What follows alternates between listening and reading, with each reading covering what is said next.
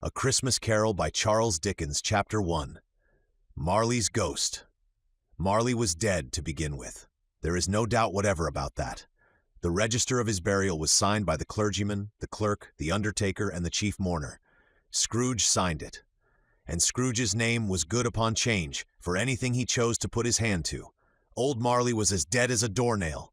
Mind, I don't mean to say that I know, of my own knowledge, what there is particularly dead about a doornail. I might have been inclined, myself, to regard a coffin nail as the deadest piece of ironmongery in the trade. But the wisdom of our ancestors is in the simile, and my unhallowed hands shall not disturb it, or the country's done for. You will therefore permit me to repeat emphatically that Marley was as dead as a doornail. Scrooge knew he was dead? Of course he did. How could it be otherwise? Scrooge and he were partners for I don't know how many years. Scrooge was his sole executor, his sole administrator, his sole assign, his sole residuary legatee, his sole friend, and sole mourner. And even Scrooge was not so dreadfully cut up by the sad event, but that he was an excellent man of business on the very day of the funeral, and solemnized it with an undoubted bargain. The mention of Marley's funeral brings me back to the point I started from. There is no doubt that Marley was dead. This must be distinctly understood, or nothing wonderful can come of the story I am going to relate. If we were not perfectly convinced that Hamlet's father died before the play began, there would be nothing more remarkable in his taking a stroll at night, in an easterly wind, upon his own ramparts, than there would be in any other middle-aged gentleman rashly turning out after dark in a breezy spot, say St. Paul's churchyard for instance, literally to astonish his son's weak mind. Scrooge never painted out old Marley's name. There it stood, years afterwards, above the warehouse door. Scrooge and Marley. The firm was known as Scrooge and Marley. Sometimes people new to the business called Scrooge, and sometimes Marley, but he answered to both names. It was all the same to him. Oh, but he was a tight-fisted hand at the grindstone, Scrooge, a squeezing, wrenching, grasping, scraping, clutching, covetous old sinner, hard and sharp as flint, from which no steel had ever struck out generous fire, secret and self-contained and solitary as an oyster. The cold within him froze his old features, nipped his pointed nose, shriveled his cheek, stiffened his gait, made his eyes red, his thin lips blue, and spoke out shrewdly in his grating voice. A frosty rime was on his head and on his eyebrows and his wiry chin. He carried his own low temperature always about with him. He iced his office in the dog days and didn't thaw it 1 degree at Christmas. External heat and cold had little influence on Scrooge. No warmth could warm, no wintry weather chill him. No wind that blew was bitterer than he. No falling snow was more intent upon its purpose. No pelting rain less open to entreaty. Foul weather didn't know where to have him.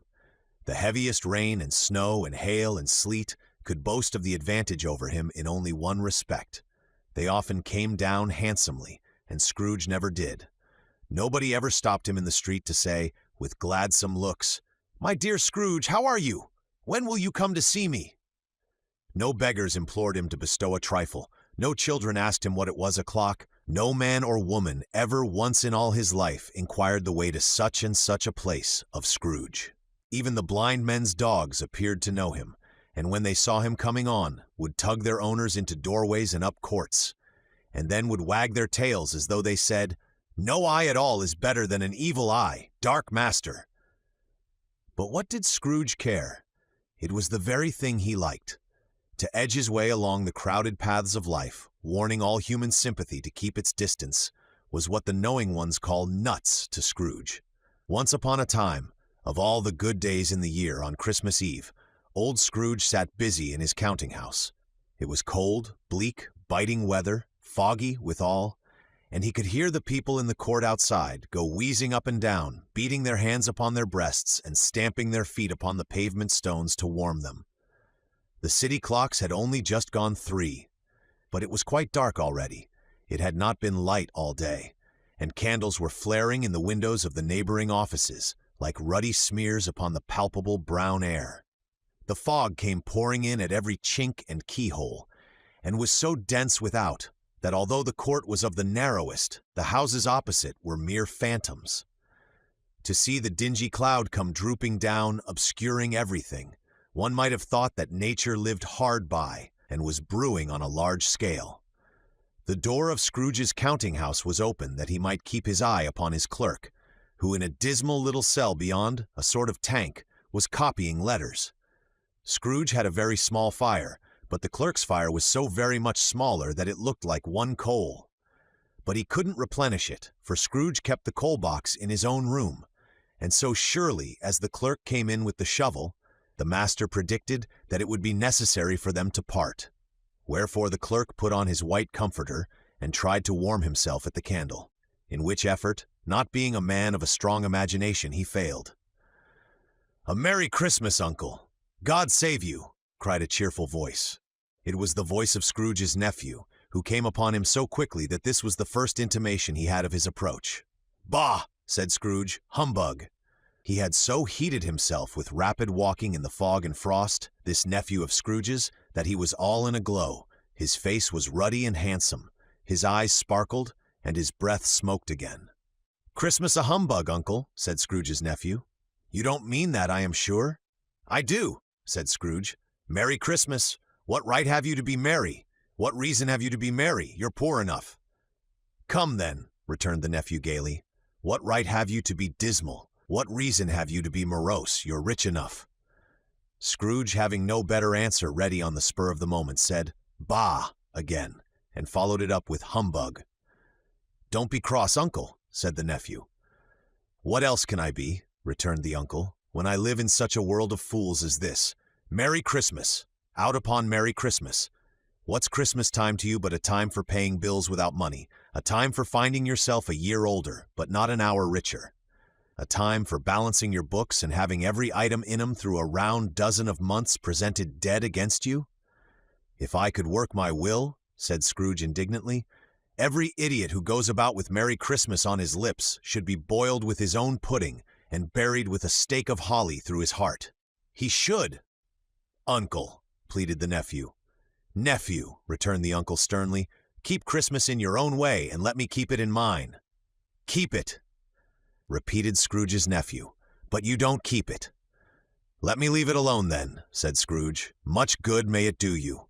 Much good it has ever done you." "There are many things from which I might have derived good, by which I have not profited, I dare say," returned the nephew. "Christmas among the rest. But I am sure I have always thought of Christmas time, when it has come round, apart from the veneration due to its sacred name and origin, if anything belonging to it can be apart from that, as a good time, a kind, forgiving, charitable, pleasant time, the only time I know of, in the long calendar of the year, when men and women seem by one consent to open their shut-up hearts freely and to think of people below them as if they really were fellow passengers to the grave, and not another race of creatures bound on other journeys. And therefore, Uncle, though it has never put a scrap of gold or silver in my pocket, I believe that it has done me good and will do me good, and I say, God bless it." The clerk in the tank involuntarily applauded. Becoming immediately sensible of the impropriety, he poked the fire and extinguished the last frail spark forever. "Let me hear another sound from you," said Scrooge, "and you'll keep your Christmas by losing your situation. You're quite a powerful speaker, sir," he added, turning to his nephew. "I wonder you don't go into Parliament." "Don't be angry, Uncle. Come, dine with us tomorrow." Scrooge said that he would see him. Yes, indeed he did. He went the whole length of the expression, and said that he would see him in that extremity first. "But why?" cried Scrooge's nephew. "Why? Why did you get married?" said Scrooge. "Because I fell in love." "Because you fell in love," growled Scrooge, as if that were the only one thing in the world more ridiculous than a Merry Christmas. "Good afternoon." "Nay, Uncle, but you never came to see me before that happened. Why give it as a reason for not coming now?" "Good afternoon," said Scrooge. "I want nothing from you. I ask nothing of you. Why cannot we be friends?" "Good afternoon," said Scrooge. "I am sorry, with all my heart, to find you so resolute. We have never had any quarrel to which I have been a party, but I have made the trial in homage to Christmas, and I'll keep my Christmas humor to the last. So a Merry Christmas, Uncle." "Good afternoon," said Scrooge, "and a Happy New Year." "Good afternoon," said Scrooge. His nephew left the room without an angry word notwithstanding. He stopped at the outer door to bestow the greetings of the season on the clerk, who, cold as he was warmer than Scrooge, for he returned them cordially. "There's another fellow," muttered Scrooge, who overheard him. "My clerk, with 15 shillings a week, and a wife and family, talking about a Merry Christmas. I'll retire to Bedlam." This lunatic, in letting Scrooge's nephew out, had let 2 other people in.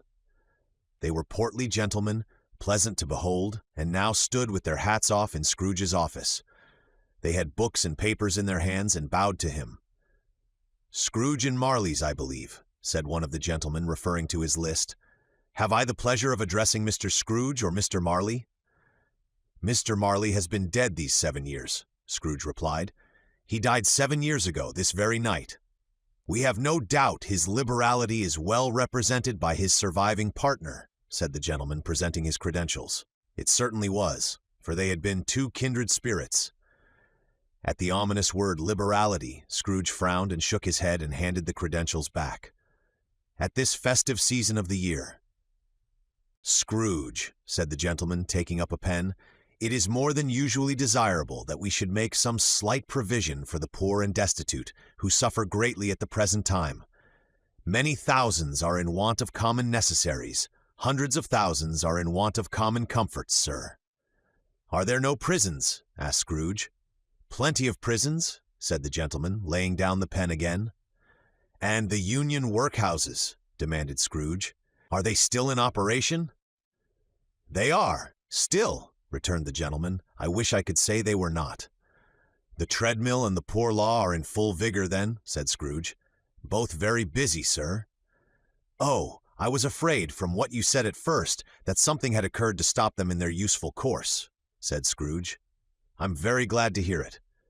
"Under the impression that they scarcely furnish Christian cheer of mind or body to the multitude," returned the gentleman, "a few of us are endeavoring to raise a fund to buy the poor some meat and drink and means of warmth. We choose this time because it is a time of all others when want is keenly felt and abundance rejoices. What shall I put you down for?" "Nothing," Scrooge replied. "You wish to be anonymous?" "I wish to be left alone," said Scrooge. "Since you ask me what I wish, gentlemen, that is my answer. I don't make merry myself at Christmas, and I can't afford to make idle people merry. I help to support the establishments I have mentioned. They cost enough, and those who are badly off must go there. Many can't go there, and many would rather die." "If they would rather die," said Scrooge, "they had better do it, and decrease the surplus population. Besides, excuse me, I don't know that." "But you might know it," observed the gentleman. "It's not my business," Scrooge returned. "It's enough for a man to understand his own business, and not to interfere with other people's. Mine occupies me constantly. Good afternoon, gentlemen." Seeing clearly that it would be useless to pursue their point, the gentleman withdrew. Scrooge resumed his labors with an improved opinion of himself, and in a more facetious temper than was usual with him. Meanwhile the fog and darkness thickened so that people ran about with flaring links, proffering their services to go before horses in carriages, and conduct them on their way. The ancient tower of a church, whose gruff old bell was always peeping slily down at Scrooge out of a Gothic window in the wall, became invisible, and struck the hours and quarters in the clouds, with tremulous vibrations afterwards, as if its teeth were chattering in its frozen head up there. The cold became intense. In the main street, at the corner of the court, some laborers were repairing the gas pipes, and had lighted a great fire in a brazier, round which a party of ragged men and boys were gathered, warming their hands and winking their eyes before the blaze in rapture. The water plug being left in solitude, its overflowing sullenly congealed, and turned to misanthropic ice. The brightness of the shops where holly sprigs and berries crackled in the lamp heat of the windows made pale faces ruddy as they passed. Poulterers' and grocers' trades became a splendid joke, a glorious pageant, with which it was next to impossible to believe that such dull principles as bargain and sale had anything to do. The Lord Mayor, in the stronghold of the mighty mansion house, gave orders to his 50 cooks and butlers to keep Christmas as a Lord Mayor's household should, and even the little tailor, whom he had fined 5 shillings on the previous Monday for being drunk and bloodthirsty in the streets, stirred up tomorrow's pudding in his garret, while his lean wife and the baby sallied out to buy the beef. Foggier yet and colder. Piercing, searching, biting cold. If the good St. Dunstan had but nipped the evil spirit's nose with a touch of such weather as that, instead of using his familiar weapons, then indeed he would have roared to lusty purpose. The owner of one scant young nose, gnawed and mumbled by the hungry cold as bones are gnawed by dogs, stooped down at Scrooge's keyhole to regale him with a Christmas carol. But at the first sound of "God bless you, merry gentlemen, may nothing you dismay," Scrooge seized the ruler with such energy of action that the singer fled in terror, leaving the keyhole to the fog and even more congenial frost. At length the hour of shutting up the counting-house arrived. With an ill will, Scrooge dismounted from his stool and tacitly admitted the fact to the expectant clerk in the tank, who instantly snuffed his candle out and put on his hat. "You'll want all day tomorrow, I suppose?" said Scrooge. "If quite convenient, sir." "It's not convenient," said Scrooge, "and it's not fair. If I was to stop half a crown for it, you'd think yourself ill-used, I'll be bound." The clerk smiled faintly. "And yet," said Scrooge, "you don't think me ill-used when I pay a day's wages for no work."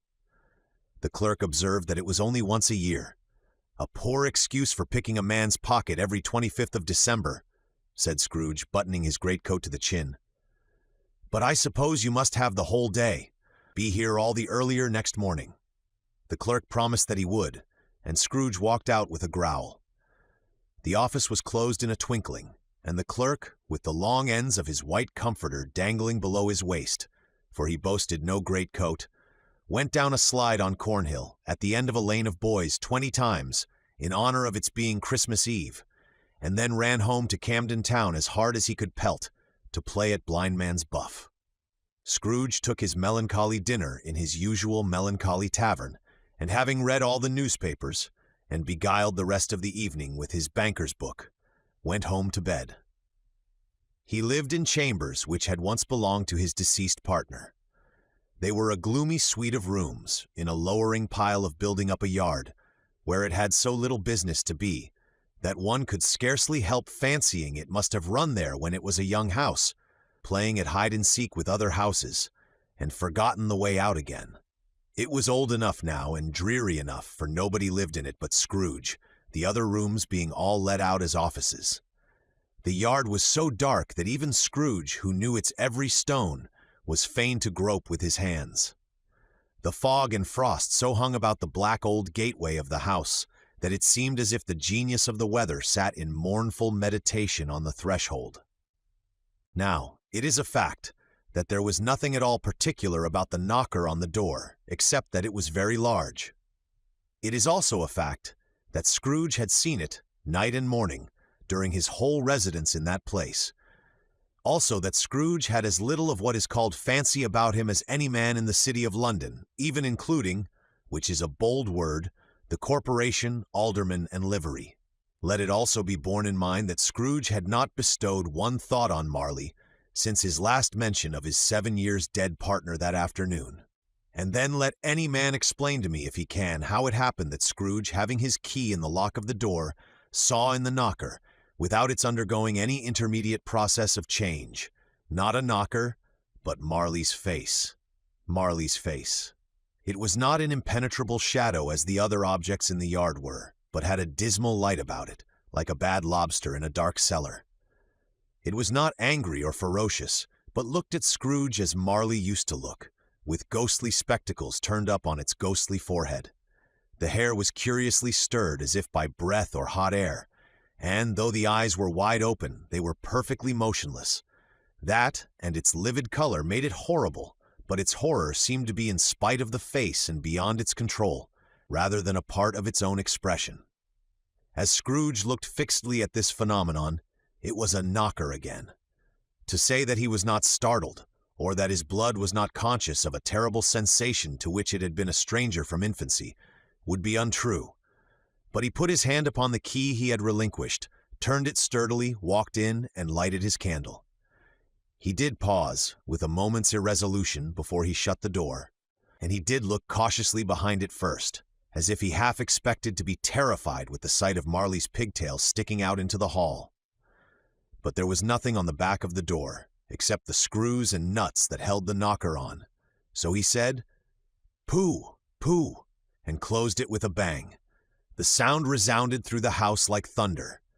Every room above, and every cask in the wine merchant's cellars below, appeared to have a separate peal of echoes of its own. Scrooge was not a man to be frightened by echoes. He fastened the door, and walked across the hall and up the stairs, slowly too, trimming his candle as he went. You may talk vaguely about driving a coach and six up a good old flight of stairs, or through a bad young Act of Parliament, but I mean to say you might have got a hearse up that staircase, and taken it broadwise, with the splinter bar towards the wall and the door towards the balustrades, and done it easy. There was plenty of width for that, and room to spare, which is perhaps the reason why Scrooge thought he saw a locomotive hearse going on before him in the gloom. Half a dozen gas lamps out of the street wouldn't have lighted the entry too well, so you may suppose that it was pretty dark with Scrooge's dip. Up Scrooge went, not caring a button for that. Darkness is cheap, and Scrooge liked it, but before he shut his heavy door, he walked through his rooms to see that all was right. He had just enough recollection of the face to desire to do that. Sitting room, bedroom, lumber room, all as they should be. Nobody under the table, nobody under the sofa, a small fire in the grate, spoon and basin ready, and the little saucepan of gruel. Scrooge had a cold in his head upon the hob. Nobody under the bed, nobody in the closet, nobody in his dressing gown, which was hanging up in a suspicious attitude against the wall. Lumber room as usual. Old fire guard, old shoes, 2 fish baskets, washing stand on 3 legs, and a poker. Quite satisfied, he closed his door and locked himself in, double-locked himself in, which was not his custom. Thus, secured against surprise, he took off his cravat, put on his dressing gown and slippers, and his nightcap, and sat down before the fire to take his gruel. It was a very low fire indeed, nothing on such a bitter night. He was obliged to sit close to it and brood over it before he could extract the least sensation of warmth from such a handful of fuel. The fireplace was an old one, built by some Dutch merchant long ago, and paved all round with quaint Dutch tiles, designed to illustrate the scriptures. There were Cains and Abels, Pharaoh's daughters, queens of Sheba, angelic messengers descending through the air on clouds like feather beds, Abrahams, Belshazzars, apostles putting off to sea in butter boats, hundreds of figures to attract his thoughts. And yet that face of Marley, 7 years dead, came like the ancient prophet's rod and swallowed up the whole. If each smooth tile had been a blank at first, with power to shape some picture on its surface from the disjointed fragments of his thoughts, there would have been a copy of old Marley's head on every one. "Humbug," said Scrooge, and walked across the room. After several turns, he sat down again. As he threw his head back in the chair, his glance happened to rest upon a bell, a disused bell that hung in the room, and communicated for some purpose now forgotten with a chamber in the highest story of the building. It was with great astonishment, and with a strange, inexplicable dread, that as he looked, he saw this bell begin to swing. It swung so softly in the outset that it scarcely made a sound, but soon it rang out loudly, and so did every bell in the house. This might have lasted half a minute, or a minute, but it seemed an hour. The bells ceased as they had begun, together. They were succeeded by a clanking noise deep down below, as if some person were dragging a heavy chain over the casks in the wine merchant's cellar. Scrooge then remembered to have heard that ghosts in haunted houses were described as dragging chains. The cellar door flew open with a booming sound, and then he heard the noise much louder on the floors below, then coming up the stairs, then coming straight towards his door. "It's humbug still," said Scrooge. "I won't believe it." His color changed, though, when without a pause it came on through the heavy door and passed into the room before his eyes. Upon its coming in, the dying flame leaped up as though it cried, "I know him, Marley's ghost!" and fell again. The same face, the very same. Marley in his pigtail usual waistcoat, tights, and boots, the tassels on the latter bristling like his pigtail and his coat skirts and the hair upon his head. The chain he drew was clasped about his middle. It was long and wound about him like a tail, and it was made, for Scrooge observed it closely, of cash boxes, keys, padlocks, ledgers, deeds, and heavy purses wrought in steel. His body was transparent. so that Scrooge, observing him and looking through his waistcoat, could see the 2 buttons on his coat behind. Scrooge had often heard it said that Marley had no bowels, but he had never believed it until now. No, nor did he believe it even now. Though he looked the phantom through and through and saw it standing before him, though he felt the chilling influence of its death-cold eyes, and marked the very texture of the folded kerchief bound about its head and chin, which wrapper he had not observed before, he was still incredulous and fought against his senses. "How now?" said Scrooge, caustic and cold as ever. "What do you want with me?" "Much." Marley's voice, no doubt about it. "Who are you? Ask me who I was." "Who were you then?" said Scrooge, raising his voice. "You're particular for a shade." He was going to say to a shade, but substituted this as more appropriate. "In life I was your partner, Jacob Marley." Can you sit down?" asked Scrooge, looking doubtfully at him. "I can." "Do it then." Scrooge asked the question, because he didn't know whether a ghost so transparent might find himself in a condition to take a chair, and felt that in the event of its being impossible, it might involve the necessity of an embarrassing explanation. But the ghost sat down on the opposite side of the fireplace, as if he were quite used to it. "You don't believe in me?" observed the ghost. "I don't," said Scrooge. "What evidence would you have of my reality beyond that of your senses?" "I don't know," said Scrooge. "Why do you doubt your senses?" "Because," said Scrooge, "a little thing affects them. A slight disorder of the stomach makes them cheats. You may be an undigested bit of beef, a blot of mustard, a crumb of cheese, a fragment of an underdone potato. There's more of gravy than of grave about you, whatever you are." Scrooge was not much in the habit of cracking jokes, nor did he feel in his heart by any means waggish then. The truth is that he tried to be smart as a means of distracting his own attention and keeping down his terror, for the specter's voice disturbed the very marrow in his bones. To sit, staring at those fixed glazed eyes in silence for a moment, would play, Scrooge felt, the very deuce with him. There was something very awful, too, in the specter's being provided with an infernal atmosphere of its own. Scrooge could not feel it himself, but this was clearly the case. For though the ghost sat perfectly motionless, its hair and skirts and tassels were still agitated as by the hot vapor from an oven. "You see this toothpick?" said Scrooge, returning quickly to the charge, for the reason just assigned, and wishing, though it were only for a second, to divert the vision's stony gaze from himself. "I do," replied the ghost.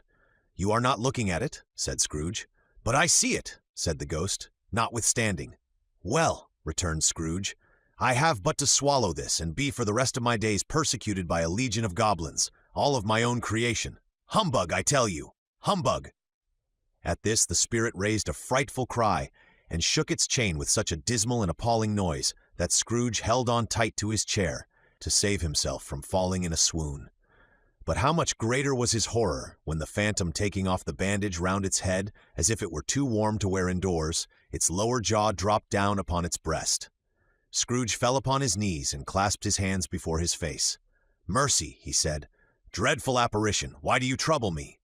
"Man of the worldly mind," replied the ghost, "do you believe in me or not?" "I do," said Scrooge. "I must. But why do spirits walk the earth, and why do they come to me?" "It is required of every man," the ghost returned, "that the spirit within him should walk abroad among his fellowmen, and travel far and wide. And if that spirit goes not forth in life, it is condemned to do so after death. It is doomed to wander through the world, oh woe is me, and witness what it cannot share but might have shared on earth, and turn to happiness." Again the spectre raised a cry, and shook its chain and wrung its shadowy hands. "You are fettered," said Scrooge, trembling. "Tell me why?" "I wear the chain I forged in life," replied the ghost. "I made it link by link and yard by yard. I girded it on of my own free will, and of my own free will I wore it. Is its pattern strange to you?" Scrooge trembled more and more. "Or would you know," pursued the ghost, "the weight and length of the strong coil you bear yourself? It was full as heavy and as long as this, 7 Christmas Eves ago. You have labored on it since. It is a ponderous chain." Scrooge glanced about him on the floor in the expectation of finding himself surrounded by some 50 or 60 fathoms of iron cable, but he could see nothing. "Jacob," he said, imploringly, Old Jacob Marley, tell me more. Speak comfort to me, Jacob. I have none to give, the ghost replied. It comes from other regions, Ebenezer Scrooge, and is conveyed by other ministers to other kinds of men. Nor can I tell you what I would. A very little more is all permitted to me. I cannot rest. I cannot stay. I cannot linger anywhere. My spirit never walked beyond our counting-house, mark me. In life, my spirit never roved beyond the narrow limits of our money-changing hole, and weary journeys lie before me. It was a habit with Scrooge, whenever he became thoughtful, to put his hands in his breeches pockets. Pondering on what the ghost had said, he did so now, but without lifting up his eyes or getting off his knees. "You must have been very slow about it, Jacob," Scrooge observed in a businesslike manner, though with humility and deference. "Slow," the ghost repeated. 7 years dead, mused Scrooge, "and traveling all the time." "The whole time," said the ghost. "No rest, no peace, incessant torture of remorse."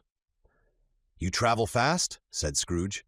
"On the wings of the wind," replied the ghost. "You might have got over a great quantity of ground in 7 years," said Scrooge. The ghost, on hearing this, set up another cry, and clanked its chain so hideously in the dead silence of the night that the ward would have been justified in indicting it for a nuisance. "Oh, captive, bound and double-ironed," cried the phantom, "not to know that ages of incessant labor by immortal creatures, for this earth must pass into eternity before the good of which it is susceptible is all developed. Not to know that any Christian spirit working kindly in its little sphere, whatever it may be, will find its mortal life too short for its vast means of usefulness. Not to know that no space of regret can make amends for one life's opportunity misused. Yet such was I. Oh, such was I." "But you were always a good man of business, Jacob," faltered Scrooge, who now began to apply this to himself.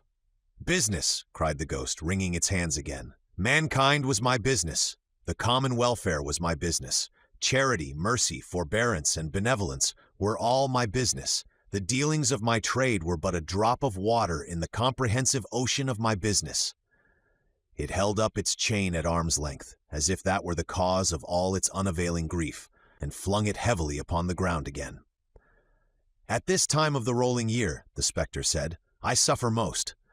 Why did I walk through crowds of fellow beings with my eyes turned down, and never raise them to that blessed star which led the wise men to a poor abode? Were there no poor homes to which its light would have conducted me?" Scrooge was very much dismayed to hear the spectre going on at this rate, and began to quake exceedingly. "Hear me," cried the ghost. "My time is nearly gone." "I will," said Scrooge, "but don't be hard upon me. Don't be flowery, Jacob, pray. How it is that I appear before you in a shape that you can see, I may not tell. I have sat invisible beside you many and many a day." It was not an agreeable idea. Scrooge shivered and wiped the perspiration from his brow. "That is no light part of my penance," pursued the ghost. "I am here tonight to warn you that you have yet a chance and hope of escaping my fate. A chance and hope of my procuring, Ebenezer." "You were always a good friend to me," said Scrooge. "Thank ye." "You will be haunted," resumed the ghost, "by 3 spirits. Scrooge's countenance fell almost as low as the ghost's had done. "Is that the chance and hope you mentioned, Jacob?" he demanded, in a faltering voice. "It is." "I think I'd rather not," said Scrooge. "Without their visits," said the ghost, "you cannot hope to shun the path I tread. Expect the first tomorrow, when the bell tolls 1. "Couldn't I take 'em all at once, and have it over, Jacob?" hinted Scrooge. "Expect the second on the next night at the same hour. The third upon the next night, when the last stroke of 12 has ceased to vibrate. Look to see me no more, and look that, for your own sake, you remember what has passed between us." When it had said these words, the spectre took its wrapper from the table, and bound it round its head as before. Scrooge knew this by the smart sound its teeth made when the jaws were brought together by the bandage. He ventured to raise his eyes again, and found his supernatural visitor confronting him in an erect attitude, with its chain wound over and about its arm. The apparition walked backward from him, and at every step it took, the window raised itself a little, so that when the spectre reached it, it was wide open. It beckoned Scrooge to approach, which he did. When they were within 2 paces of each other, Marley's ghost held up its hand, warning him to come no nearer. Scrooge stopped. not so much in obedience as in surprise and fear.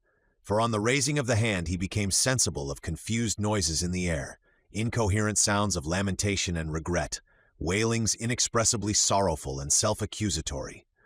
The spectre, after listening for a moment, joined in the mournful dirge, and floated out upon the bleak, dark night.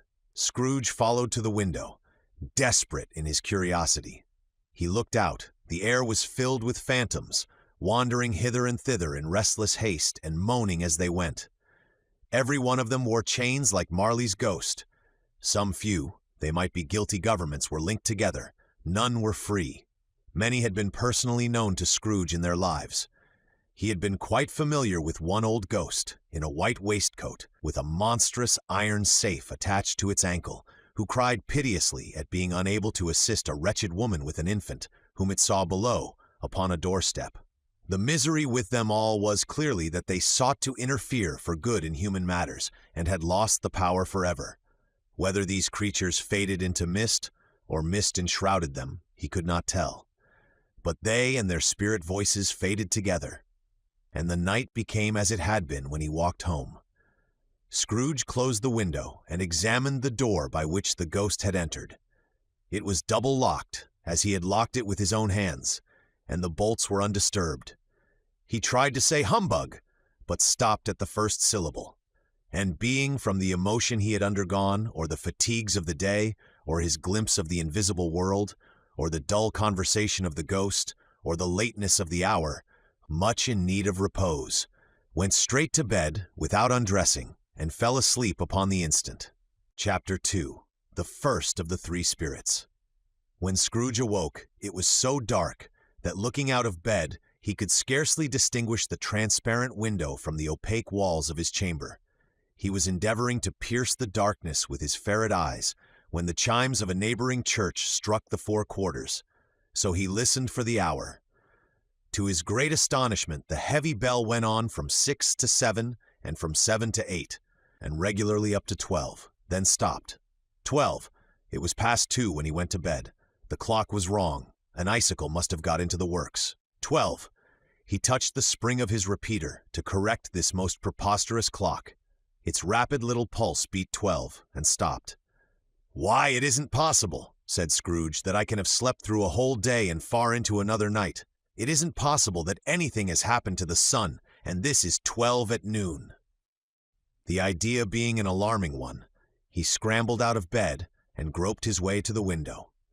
He was obliged to rub the frost off with the sleeve of his dressing gown before he could see anything, and could see very little then.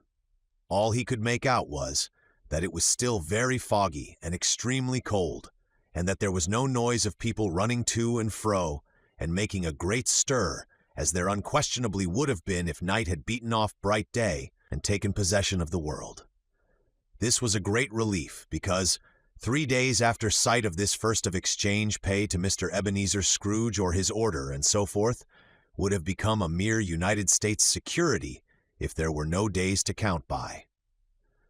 Scrooge went to bed again and thought and thought and thought it over and over and over, and could make nothing of it.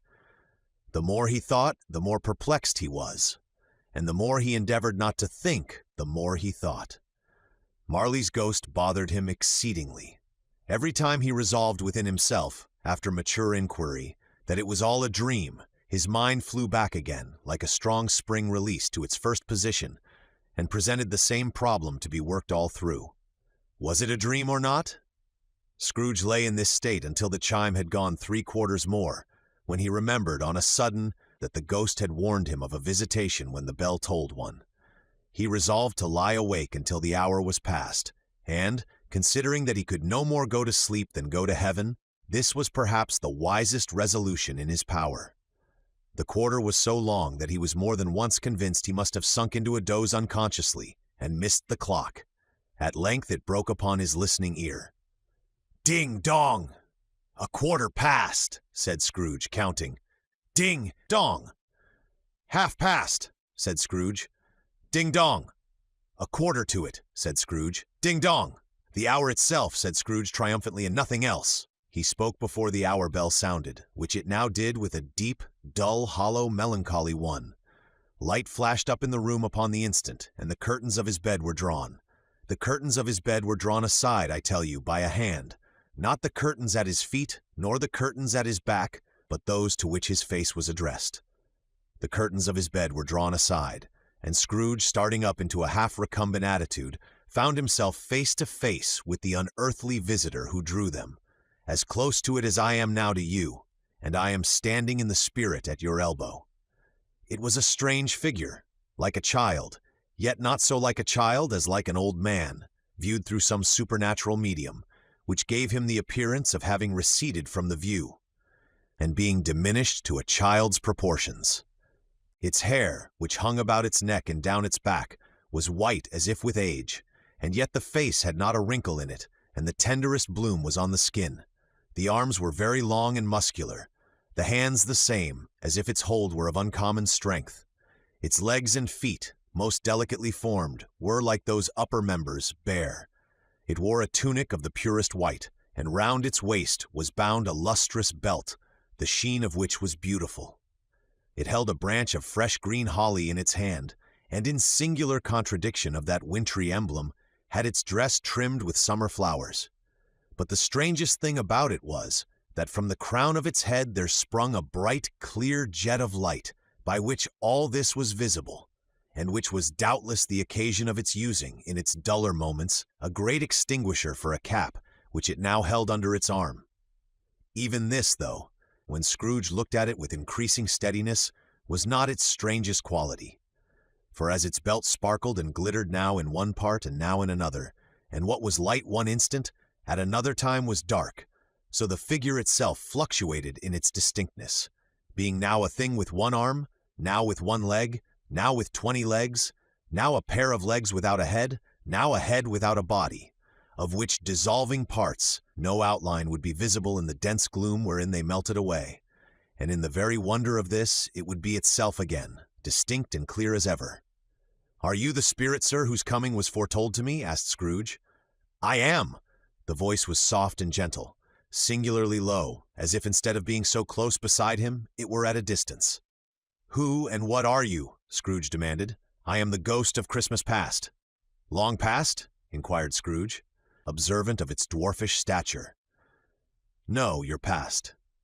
Perhaps Scrooge could not have told anybody why, if anybody could have asked him, but he had a special desire to see the spirit in his cap, and begged him to be covered. "What?" exclaimed the ghost. "Would you so soon put out, with worldly hands, the light I give?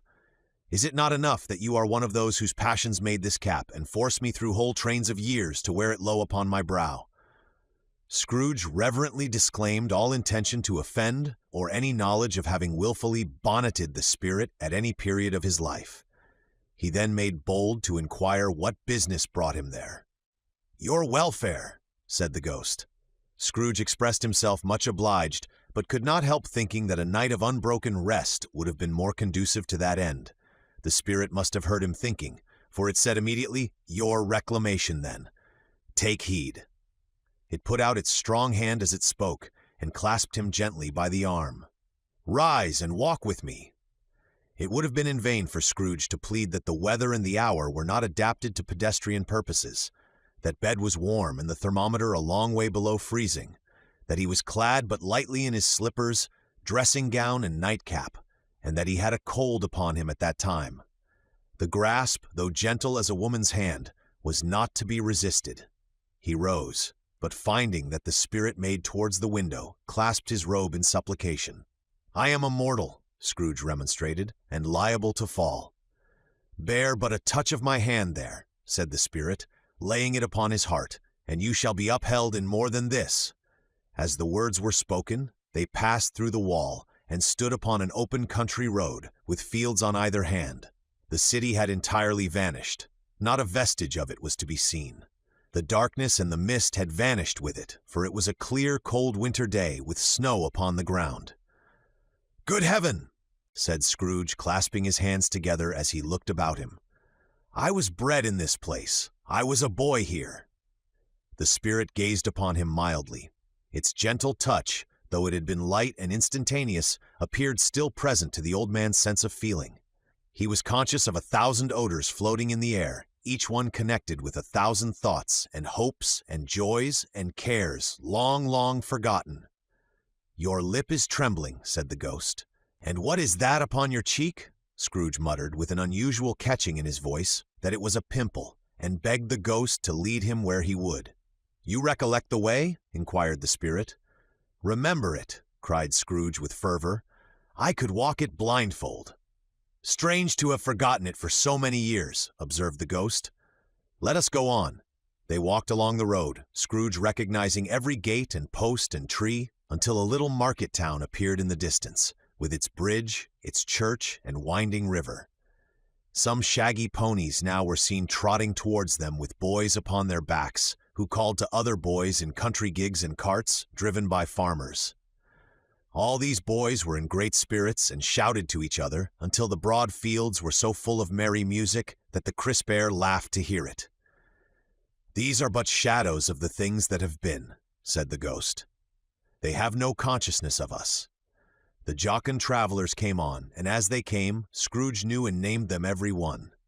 Why was he rejoiced beyond all bounds to see them? Why did his cold eye glisten and his heart leap up as they went past? Why was he filled with gladness when he heard them give each other Merry Christmas as they parted at crossroads and byways for their several homes?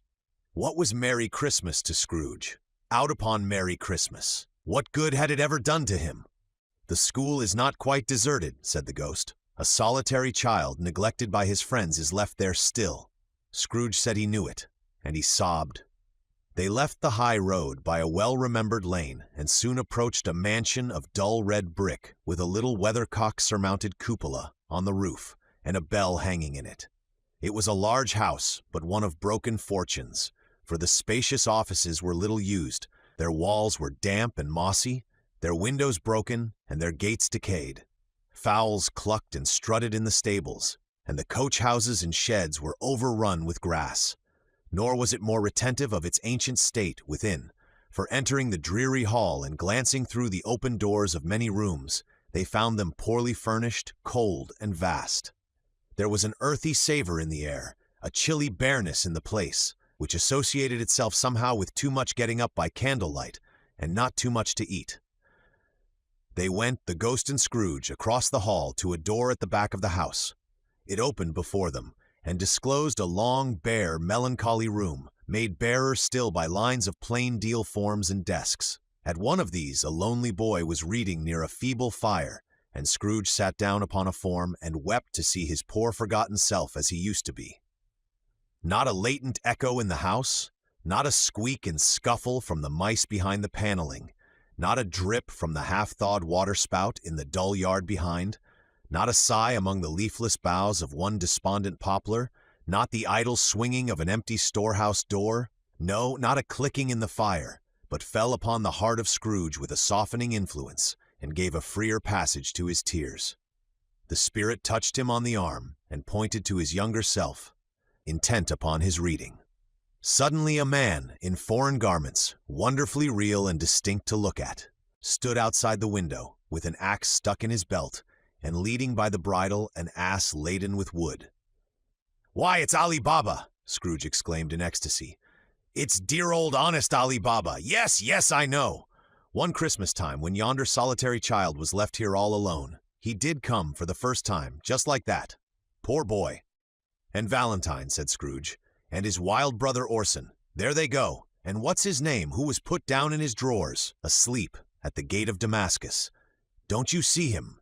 And the Sultan's groom, turned upside down by the genii. There he is upon his head. Serve him right, I'm glad of it. What business had he to be married to the princess?" To hear Scrooge expending all the earnestness of his nature on such subjects, in a most extraordinary voice between laughing and crying, and to see his heightened and excited face, would have been a surprise to his business friends in the city indeed. "There's the parrot," cried Scrooge. "Green body and yellow tail, with a thing like a lettuce growing out of the top of his head. There he is! Poor Robin Crusoe, he called him, when he came home again after sailing round the island. Poor Robin Crusoe, where have you been, Robin Crusoe?" The man thought he was dreaming, but he wasn't. It was the parrot, you know. There goes Friday, running for his life to the little creek. Hullo, hoop, halloo! Then, with a rapidity of transition very foreign to his usual character, he said, in pity for his former self, "Poor boy," and cried again. "I wish," Scrooge muttered, putting his hand in his pocket and looking about him, after drying his eyes with his cuff. "But it's too late now." "What is the matter?" asked the spirit. "Nothing," said Scrooge. "Nothing. There was a boy singing a Christmas carol at my door last night. I should like to have given him something. That's all." The ghost smiled thoughtfully and waved its hand, saying as it did so, "Let us see another Christmas." Scrooge's former self grew larger at the words, and the room became a little darker and more dirty. The panels shrunk, the windows cracked, fragments of plaster fell out of the ceiling, and the naked laths were shown instead. But how all this was brought about, Scrooge knew no more than you do. He only knew that it was quite correct, that everything had happened so, that there he was, alone again, when all the other boys had gone home for the jolly holidays. He was not reading now, but walking up and down despairingly. Scrooge looked at the ghost, and with a mournful shaking of his head, glanced anxiously towards the door. It opened, and a little girl, much younger than the boy, came darting in, and putting her arms about his neck, and often kissing him, addressed him as her "dear, dear brother." "I have come to bring you home, dear brother," said the child, clapping her tiny hands and bending down to laugh. "To bring you home, home, home. Home, little fan," returned the boy. "Yes," said the child, brimful of glee. "Home, for good and all. Home, for ever and ever. Father is so much kinder than he used to be, that home's like heaven. He spoke so gently to me one dear night when I was going to bed, that I was not afraid to ask him once more if you might come home. And he said yes, you should, and sent me in a coach to bring you. And you're to be a man," said the child, opening her eyes, "and are never to come back here. But first, we're to be together all the Christmas long, and have the merriest time in all the world." "You are quite a woman, little fan," exclaimed the boy. She clapped her hands and laughed, and tried to touch his head, but being too little, laughed again, and stood on tiptoe to embrace him. Then she began to drag him in her childish eagerness towards the door, and he, nothing loth to go, accompanied her. A terrible voice in the hall cried, "Bring down Master Scrooge's box there!" And in the hall appeared the schoolmaster himself, who glared on Master Scrooge with a ferocious condescension, and threw him into a dreadful state of mind by shaking hands with him. He then conveyed him and his sister into the veriest old well of a shivering best parlor that ever was seen, where the maps upon the wall, and the celestial and terrestrial globes in the windows, were waxy with cold. Here he produced a decanter of curiously light wine, and a block of curiously heavy cake, and administered installments of those dainties to the young people, at the same time sending out a meager servant to offer a glass of something to the postboy, who answered that he thanked the gentleman, but if it was the same tap as he had tasted before, he had rather not. Master Scrooge's trunk being by this time tied onto the top of the chaise, the children bade the schoolmaster good-bye right willingly, and getting into it, drove gaily down the garden sweep, the quick wheels dashing the hoar-frost and snow from off the dark leaves of the evergreens like spray. "Always a delicate creature, whom a breath might have withered," said the ghost, "but she had a large heart." "So she had," cried Scrooge. "You're right. I will not gainsay it, spirit. God forbid." "She died a woman," said the ghost, "and had, as I think, children." "One child," Scrooge returned. "True," said the ghost. "Your nephew." Scrooge seemed uneasy in his mind, and answered briefly, "Yes." Although they had but that moment left the school behind them, they were now in the busy thoroughfares of a city, where shadowy passengers passed and repassed, where shadowy carts and coaches battled for the way, and all the strife and tumult of a real city were. It was made plain enough by the dressing of the shops that here too it was Christmas time again, but it was evening, and the streets were lighted up. The ghost stopped at a certain warehouse door, and asked Scrooge if he knew it. "Know it," said Scrooge. "Was I apprenticed here?" They went in. At sight of an old gentleman in a Welsh wig, sitting behind such a high desk, that if he had been 2 inches taller, he must have knocked his head against the ceiling, Scrooge cried in great excitement, "Why, it's old Fezziwig, bless his heart! It's Fezziwig alive again!" Old Fezziwig laid down his pen and looked up at the clock, which pointed to the hour of 7. He rubbed his hands, adjusted his capacious waistcoat, laughed all over himself, from his shoes to his organ of benevolence, and called out in a comfortable, oily, rich, fat, jovial voice, "Yo-ho there, Ebenezer Dick!" Scrooge's former self, now grown a young man, came briskly in, accompanied by his fellow prentice. "Dick Wilkins, to be sure," said Scrooge to the ghost. "Bless me, yes, there he is. He was very much attached to me, was Dick, poor Dick, dear, dear." "Yo-ho, my boys," said Fezziwig. "No more work tonight? Christmas Eve, Dick. Christmas Ebenezer. Let's have the shutters up," cried old Fezziwig with a sharp clap of his hands, "before a man can say Jack Robinson." You wouldn't believe how those two fellows went at it. They charged into the street with the shutters. 1, 2, 3, had 'em up in their places. 4, 5, 6, barred 'em and pinned 'em. 7, 8, 9, and came back before you could have got to 12, panting like racehorses. "Hilly-ho!" cried old Fezziwig, skipping down from the high desk with wonderful agility. "Clear away, my lads, and let's have lots of room here. Hilly-ho, Dick! Cheer up, Ebenezer!" Clear away. There was nothing they wouldn't have cleared away, or couldn't have cleared away, with old Fezziwig looking on. It was done in a minute. Every movable was packed off, as if it were dismissed from public life for evermore. The floor was swept and watered, the lamps were trimmed, fuel was heaped upon the fire, and the warehouse was as snug and warm and dry and bright a ballroom as you would desire to see upon a winter's night. In came a fiddler with a music book, and went up to the lofty desk and made an orchestra of it, and tuned like 50 stomach aches. In came Mrs. Fezziwig, one vast substantial smile. In came the 3 Miss Fezziwigs, beaming and lovable. In came the 6 young followers whose hearts they broke. In came all the young men and women employed in the business. In came the housemaid with her cousin, the baker. In came the cook with her brother's particular friend, the milkman. In came the boy from over the way, who was suspected of not having board enough from his master, trying to hide himself behind the girl from next door but one, who was proved to have had her ears pulled by her mistress.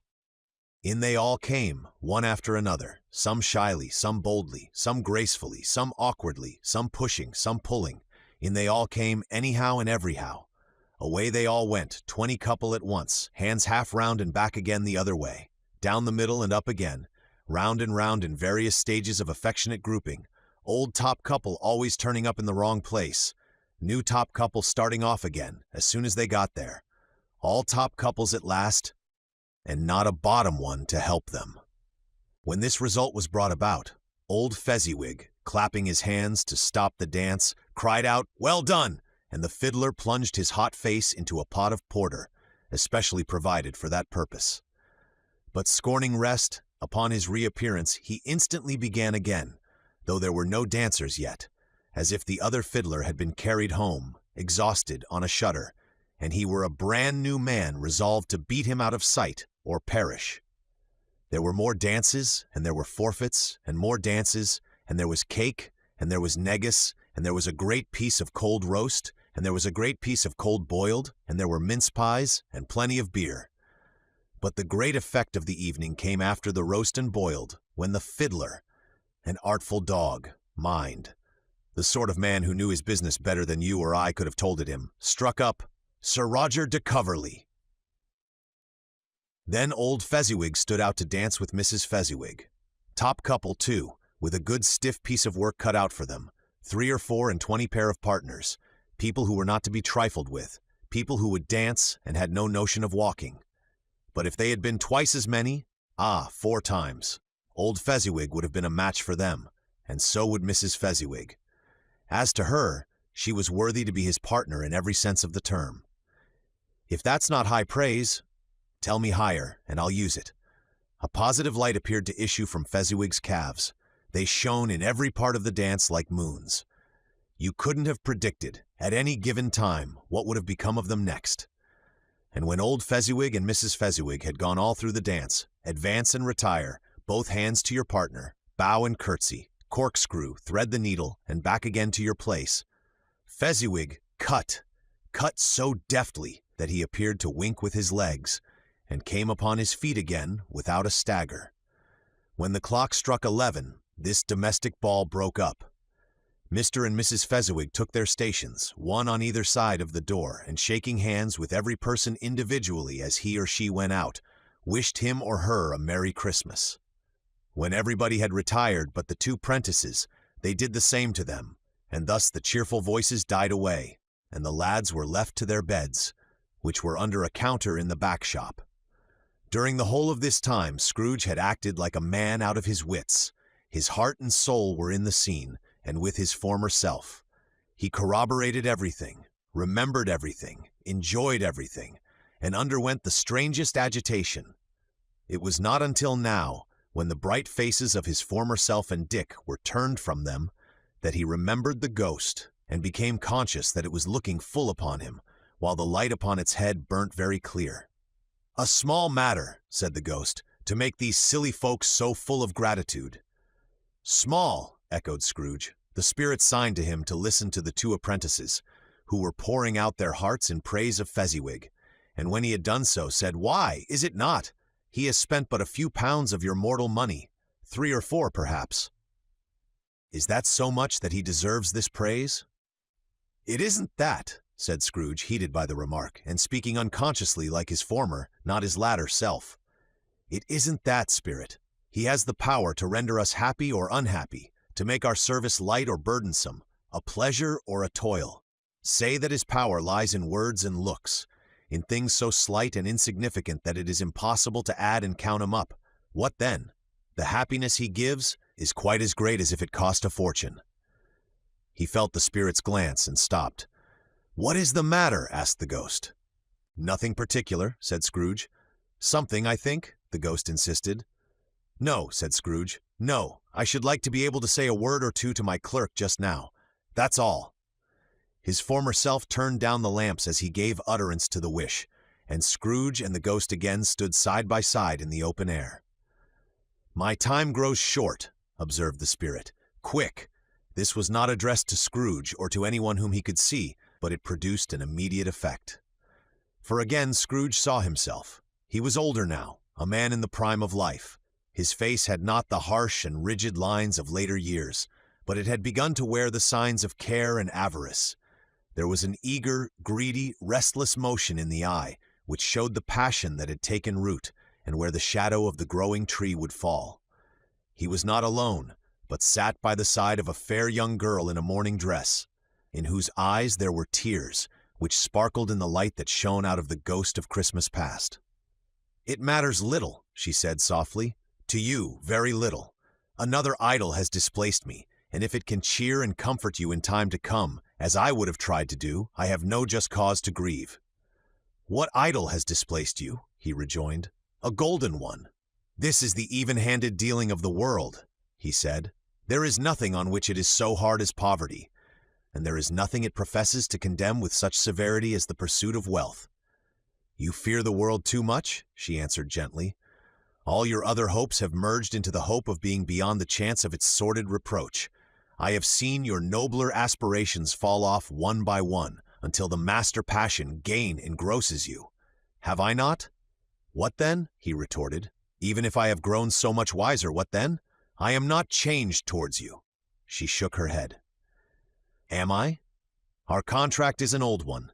It was made when we were both poor and content to be so, until in good season we could improve our worldly fortune by our patient industry.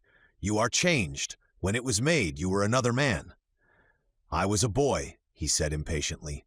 "Your own feeling tells you that you were not what you are," she returned. "I am. That which promised happiness when we were one in heart is fraught with misery now that we are two. How often and how keenly I have thought of this, I will not say. It is enough that I have thought of it and can release you." "Have I ever sought release? In words? No, never." "In what then?" "In a changed nature, in an altered spirit, in another atmosphere of life, another hope as its great end, in everything that made my love of any worth or value in your sight." "If this had never been between us," said the girl, looking mildly but with steadiness upon him, "tell me, would you seek me out and try to win me now?" "Ah, no." He seemed to yield to the justice of this supposition in spite of himself, but he said with a struggle, "You think not." "I would gladly think otherwise if I could," she answered. Heaven knows. When I have learned a truth like this, I know how strong and irresistible it must be. But if you were free today, tomorrow, yesterday, can even I believe that you would choose a dowerless girl, you who in your very confidence with her, weigh everything by gain, or choosing her, if for a moment you were false enough to your one guiding principle to do so? Do I not know that your repentance and regret would surely follow? I do, and I release you, with a full heart, for the love of him you once were." He was about to speak, but with her head turned from him, she resumed. "You may, the memory of what is past half makes me hope you will, have pain in this. A very, very brief time, and you will dismiss the recollection of it, gladly, as an unprofitable dream, from which it happened well that you awoke. May you be happy in the life you have chosen." She left him, and they parted. "Spirit," said Scrooge, "show me no more. Conduct me home. Why do you delight to torture me?" "One shadow more," exclaimed the ghost. "No more," cried Scrooge. "No more. I don't wish to see it. Show me no more." But the relentless ghost pinioned him in both his arms, and forced him to observe what happened next. They were in another scene and place, a room, not very large or handsome, but full of comfort. Near to the winter fire sat a beautiful young girl, so like that last that Scrooge believed it was the same, until he saw her, now a comely matron, sitting opposite her daughter. The noise in this room was perfectly tumultuous, for there were more children there than Scrooge in his agitated state of mind could count. And unlike the celebrated herd in the poem, they were not 40 children conducting themselves like one, but every child was conducting itself like 40. The consequences were uproarious beyond belief, but no one seemed to care. On the contrary, the mother and daughter laughed heartily and enjoyed it very much, and the latter, soon beginning to mingle in the sports, got pillaged by the young brigands most ruthlessly. What would I not have given to be one of them? Though I never could have been so rude, no, no. I wouldn't for the wealth of all the world have crushed that braided hair and torn it down. And for the precious little shoe, I wouldn't have plucked it off, God bless my soul, to save my life. As to measuring her waist in sport, as they did, bold young brood, I couldn't have done it. I should have expected my arm to have grown round it for a punishment, and never come straight again. And yet I should have dearly liked, I own, to have touched her lips, to have questioned her that she might have opened them, to have looked upon the lashes of her downcast eyes and never raised a blush, to have let loose waves of hair, an inch of which would be a keepsake beyond price. In short, I should have liked, I do confess, to have had the lightest license of a child, and yet to have been man enough to know its value. But now a knocking at the door was heard, and such a rush immediately ensued that she, with laughing face and plundered dress, was borne towards it the center of a flushed and boisterous group, just in time to greet the father, who came home attended by a man laden with Christmas toys and presents. Then the shouting and the struggling, and the onslaught that was made on the defenseless porter, the scaling him with chairs for ladders to dive into his pockets, despoil him of brown paper parcels, hold on tight by his cravat, hug him round his neck, pommel his back, and kick his legs in irrepressible affection. The shouts of wonder and delight with which the development of every package was received. The terrible announcement that the baby had been taken in the act of putting a doll's frying pan into his mouth, and was more than suspected of having swallowed a fictitious turkey, glued on a wooden platter. The immense relief of finding this a false alarm. The joy and gratitude and ecstasy. They are all indescribable alike. It is enough that by degrees the children and their emotions got out of the parlor, and by one stair at a time, up to the top of the house where they went to bed, and so subsided. And now Scrooge looked on more attentively than ever, when the master of the house, having his daughter leaning fondly on him, sat down with her and her mother at his own fireside, and when he thought that such another creature, quite as graceful and as full of promise, might have called him father, and been a springtime in the haggard winter of his life, his sight grew very dim indeed. "Belle," said the husband, turning to his wife with a smile, "I saw an old friend of yours this afternoon. Who was it? Guess!" "How can I? Tut, don't I know?" she added in the same breath, laughing as he laughed. "Mr. Scrooge." Mr. Scrooge it was. I passed his office window, and as it was not shut up and he had a candle inside, I could scarcely help seeing him. His partner lies upon the point of death, I hear, and there he sat alone. Quite alone in the world, I do believe. "Spirit," said Scrooge in a broken voice, "remove me from this place." "I told you these were shadows of the things that have been," said the ghost. "That they are what they are. Do not blame me." "Remove me," Scrooge exclaimed. "I cannot bear it." He turned upon the ghost, and seeing that it looked upon him with a face, in which in some strange way there were fragments of all the faces it had shown him, wrestled with it. "Leave me, take me back, haunt me no longer." In the struggle, if that can be called a struggle in which the ghost, with no visible resistance on its own part, was undisturbed by any effort of its adversary, Scrooge observed that its light was burning high and bright, and dimly connecting that with its influence over him, he seized the extinguisher cap, and by a sudden action pressed it down upon its head. The spirit dropped beneath it, so that the extinguisher covered its whole form. But though Scrooge pressed it down with all his force, he could not hide the light, which streamed from under it in an unbroken flood upon the ground. He was conscious of being exhausted and overcome by an irresistible drowsiness, and further of being in his own bedroom. He gave the cap a parting squeeze, in which his hand relaxed, and had barely time to reel to bed before he sank into a heavy sleep. Chapter 3. The second of the three spirits. Awaking in the middle of a prodigiously tough snore, and sitting up in bed to get his thoughts together, Scrooge had no occasion to be told that the bell was again upon the stroke of 1.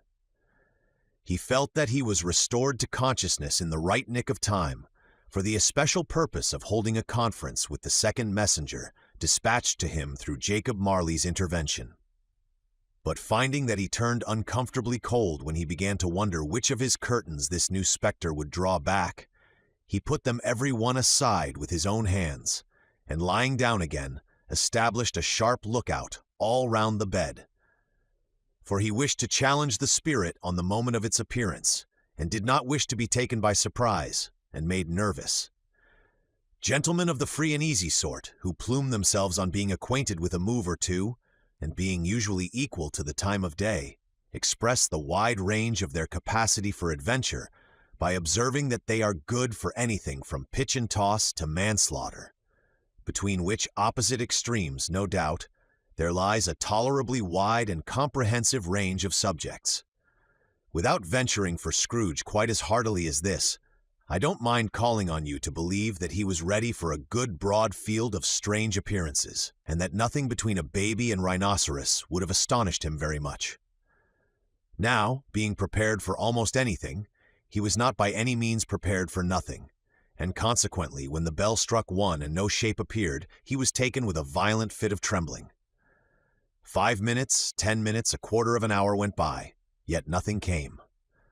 All this time he lay upon his bed, the very core and center of a blaze of ruddy light, which streamed upon it when the clock proclaimed the hour, and which, being only light, was more alarming than a dozen ghosts, as he was powerless to make out what it meant or would be at, and was sometimes apprehensive that he might be at that very moment an interesting case of spontaneous combustion, without having the consolation of knowing it. At last, however, he began to think, as you or I would have thought at first. For it is always the person not in the predicament who knows what ought to have been done in it, and would unquestionably have done it too. At last, I say, he began to think that the source and secret of this ghostly light might be in the adjoining room, from whence, on further tracing it, it seemed to shine. This idea taking full possession of his mind, he got up softly and shuffled in his slippers to the door. The moment Scrooge's hand was on the lock, a strange voice called him by his name and bade him enter. He obeyed. It was his own room. There was no doubt about that. But it had undergone a surprising transformation. The walls and ceiling were so hung with living green that it looked a perfect grove, from every part of which bright gleaming berries glistened. The crisp leaves of holly, mistletoe, and ivy reflected back the light, as if so many little mirrors had been scattered there, and such a mighty blaze went roaring up the chimney, as that dull petrification of a hearth had never known in Scrooge's time, or Marley's, or for many and many a winter season gone. Heaped up on the floor to form a kind of throne were turkeys, geese, game, poultry, brawn, great joints of meat, sucking pigs, long wreaths of sausages, mince pies, plum puddings, barrels of oysters, red-hot chestnuts, cherry-cheeked apples, juicy oranges, luscious pears, immense twelfth cakes, and seething bowls of punch that made the chamber dim with their delicious steam.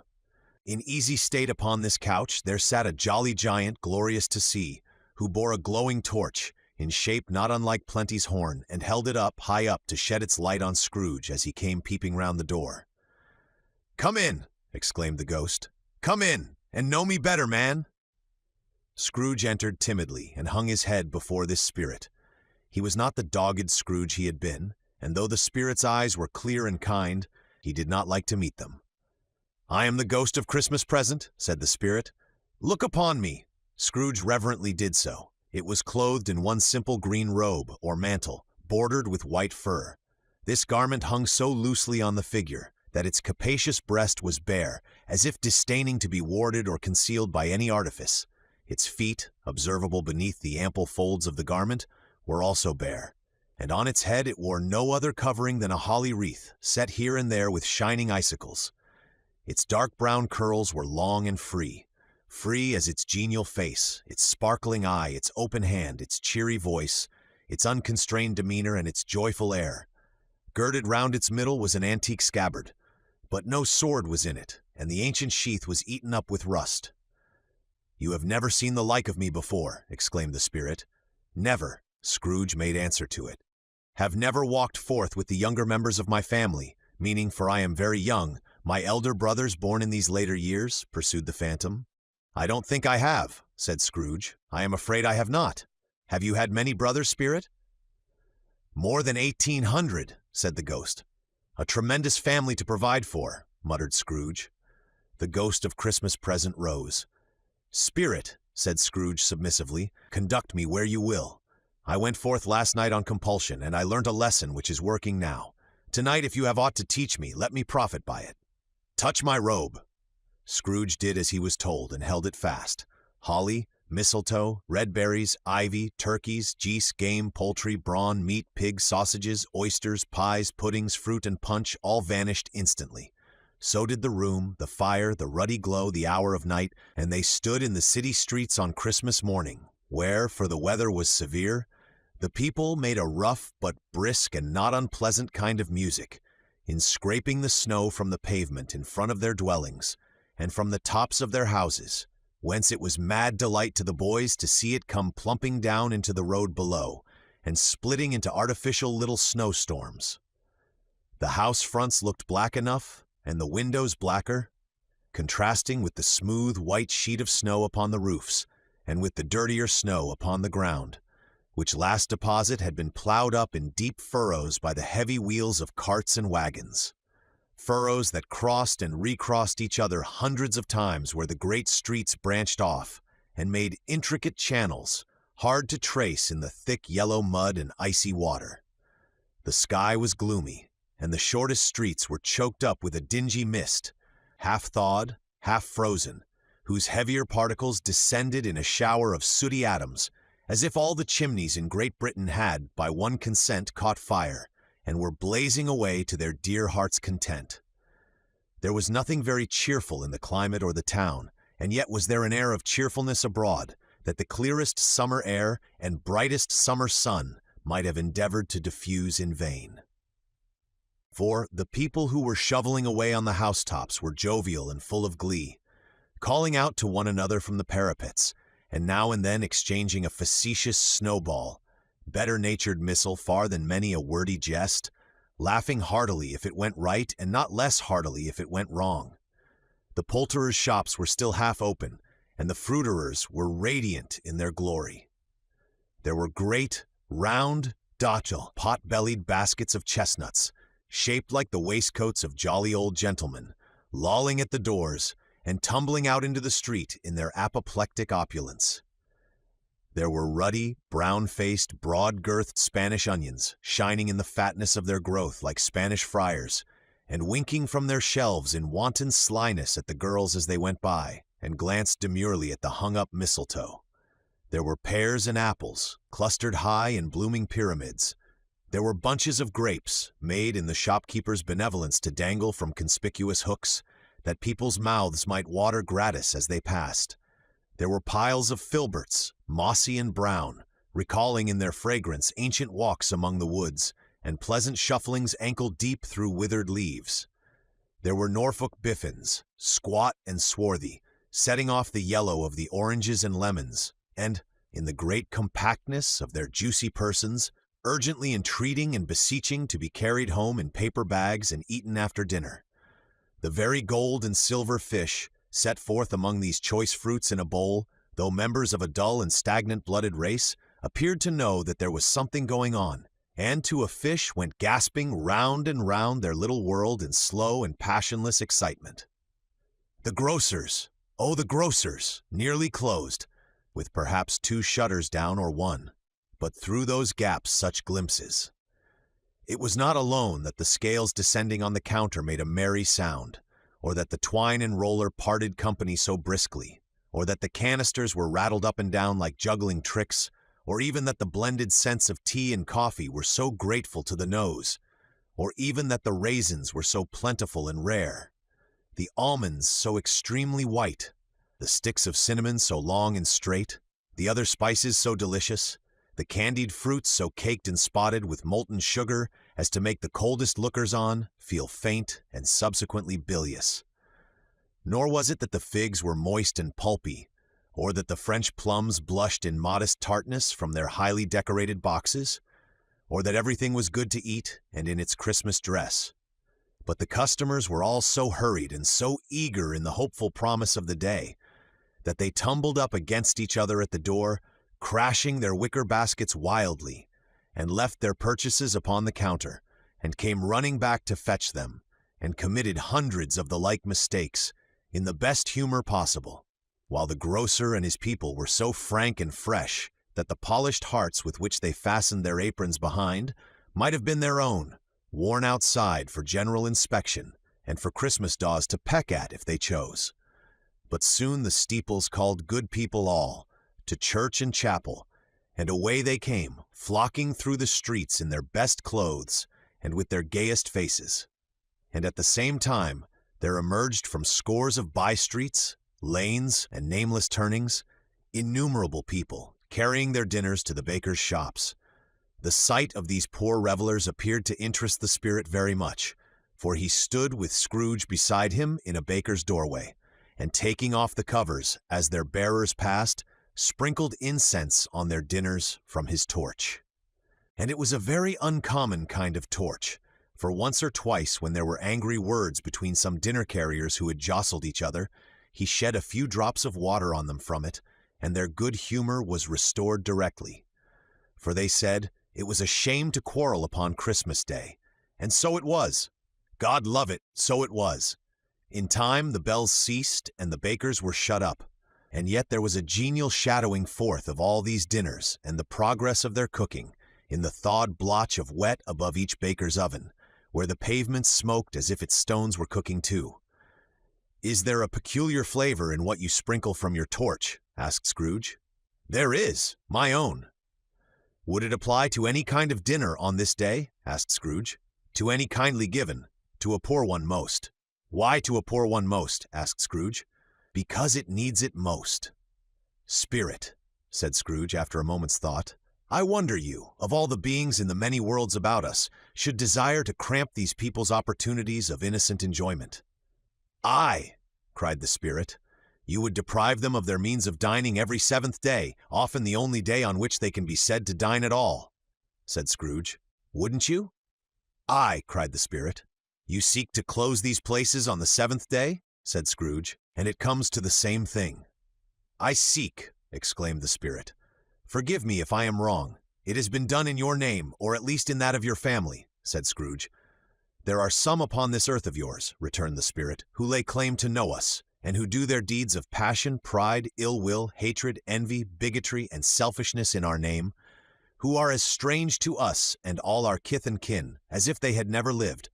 Remember that, and charge their doings on themselves, not us." Scrooge promised that he would, and they went on, invisible as they had been before, into the suburbs of the town. It was a remarkable quality of the ghost, which Scrooge had observed at the baker's, that notwithstanding his gigantic size, he could accommodate himself to any place with ease, and that he stood beneath a low roof quite as gracefully and like a supernatural creature as it was possible he could have done in any lofty hall. And perhaps it was the pleasure the good spirit had in showing off this power of his, or else it was his own kind, generous, hearty nature, and his sympathy with all poor men, that led him straight to Scrooge's clerks. For there he went, and took Scrooge with him, holding to his robe, and on the threshold of the door the spirit smiled, and stopped to bless Bob Cratchit's dwelling with the sprinkling of his torch. Think of that. Bob had but 15 bob a week himself. He pocketed on Saturdays but 15 copies of his Christian name, and yet the ghost of Christmas present blessed his 4-roomed house. Then up rose Mrs. Cratchit, Cratchit's wife, dressed out but poorly in a twice-turned gown, but brave in ribbons, which are cheap and make a goodly show for 6pence. And she laid the cloth, assisted by Belinda Cratchit, second of her daughters, also brave in ribbons, while Master Peter Cratchit plunged a fork into the saucepan of potatoes, and getting the corners of his monstrous shirt collar, Bob's private property, conferred upon his son and heir in honor of the day, into his mouth, rejoiced to find himself so gallantly attired, and yearned to show his linen in the fashionable parks. And now 2 smaller Cratchits, boy and girl, came tearing in, screaming that outside the baker's they had smelt the goose, and known it for their own, and basking in luxurious thoughts of sage and onion, these young Cratchits danced about the table, and exalted Master Peter Cratchit to the skies, while he, not proud although his collars nearly choked him, blew the fire, until the slow potatoes bubbling up, knocked loudly at the saucepan lid to be let out and peeled. "What has ever got your precious father then?" said Mrs. Cratchit. "And your brother, Tiny Tim, and Martha warn't as late last Christmas Day by half an hour?" "Here's Martha, mother," said a girl appearing as she spoke. "Here's Martha, mother," cried the 2 young Cratchits. "Hurrah, there's such a goose, Martha." "Why, bless your heart alive, my dear, how late you are," said Mrs. Cratchit, kissing her a dozen times, and taking off her shawl and bonnet for her with officious zeal. "We'd a deal of work to finish up last night," replied the girl, "and had to clear away this morning, mother." "Well, never mind so long as you are come," said Mrs. Cratchit. "Sit ye down before the fire, my dear, and have a warm, Lord bless ye." "No, no, there's father coming," cried the 2 young Cratchits, who were everywhere at once. "Hide, Martha, hide." So Martha hid herself, and in came little Bob, the father, with at least 3 feet of comforter exclusive of the fringe hanging down before him, and his threadbare clothes darned up and brushed to look seasonable, and Tiny Tim upon his shoulder. Alas for Tiny Tim, he bore a little crutch, and had his limbs supported by an iron frame. "Why, where's our Martha?" cried Bob Cratchit, looking round. "Not coming," said Mrs. Cratchit. "Not coming," said Bob, with a sudden declension in his high spirits, for he had been Tim's blood horse all the way from church, and had come home rampant. "Not coming upon Christmas Day." Martha didn't like to see him disappointed, if it were only in joke, so she came out prematurely from behind the closet door, and ran into his arms, while the 2 young Cratchits hustled Tiny Tim, and bore him off into the wash-house, that he might hear the pudding singing in the copper. "And how did little Tim behave?" asked Mrs. Cratchit, when she had rallied Bob on his credulity, and Bob had hugged his daughter to his heart's content. "As good as gold," said Bob, "and better. Somehow he gets thoughtful, sitting by himself so much, and thinks the strangest things you ever heard. He told me, coming home, that he hoped the people saw him in the church, because he was a cripple, and it might be pleasant to them to remember upon Christmas Day, who made lame beggars walk, and blind men see." Bob's voice was tremulous when he told them this, and trembled more when he said that Tiny Tim was growing strong and hearty. His active little crutch was heard upon the floor, and back came Tiny Tim before another word was spoken, escorted by his brother and sister to his stool before the fire, and while Bob, turning up his cuffs, as if, fellow, they were capable of being made more shabby, compounded some hot mixture in a jug with gin and lemons, and stirred it round and put it on the hob to simmer. Master Peter and the two ubiquitous young Cratchits went to fetch the goose, with which they soon returned in high procession. Such a bustle ensued that you might have thought a goose the rarest of all birds, a feathered phenomenon to which a black swan was a matter of course, and in truth it was something very like it in that house. Mrs. Cratchit made the gravy, ready beforehand in a little saucepan, hissing hot. Master Peter mashed the potatoes with incredible vigor. Miss Belinda sweetened up the applesauce. Martha dusted the hot plates. Bob took Tiny Tim beside him in a tiny corner at the table. The two young Cratchits set chairs for everybody, not forgetting themselves, and mounting guard upon their posts, crammed spoons into their mouths, lest they should shriek for goose before their turn came to be helped. At last the dishes were set on, and grace was said. It was succeeded by a breathless pause as Mrs. Cratchit, looking slowly all along the carving knife, prepared to plunge it in the breast. But when she did, and when the long-expected gush of stuffing issued forth, one murmur of delight arose all round the board, and even Tiny Tim, excited by the two young Cratchits, beat on the table with the handle of his knife and feebly cried, "Hurrah! There never was such a goose." Bob said he didn't believe there ever was such a goose cooked. Its tenderness and flavor, size and cheapness were the themes of universal admiration. Eked out by applesauce and mashed potatoes, it was a sufficient dinner for the whole family. Indeed, as Mrs. Cratchit said with great delight, surveying one small atom of a bone upon the dish, they hadn't ate it all at last. Yet everyone had had enough, and the youngest Cratchits in particular were steeped in sage and onion to the eyebrows.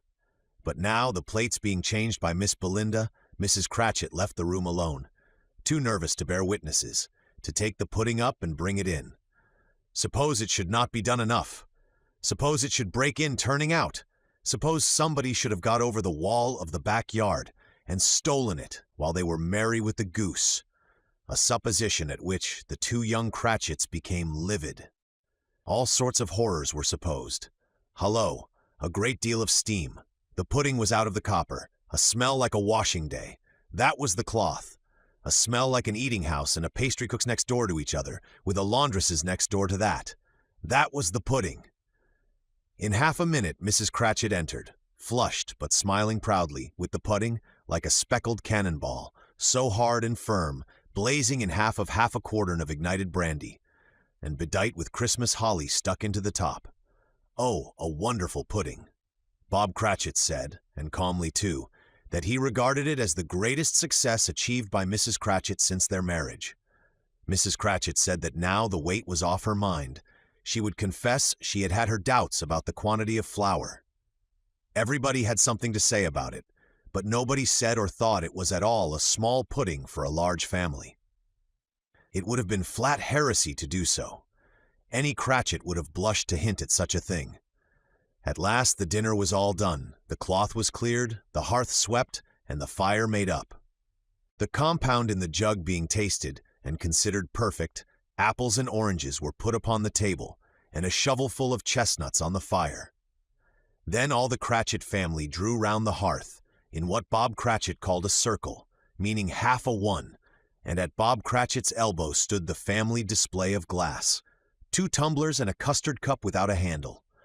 These held the hot stuff from the jug, however, as well as golden goblets would have done, and Bob served it out with beaming looks, while the chestnuts on the fire sputtered and cracked noisily.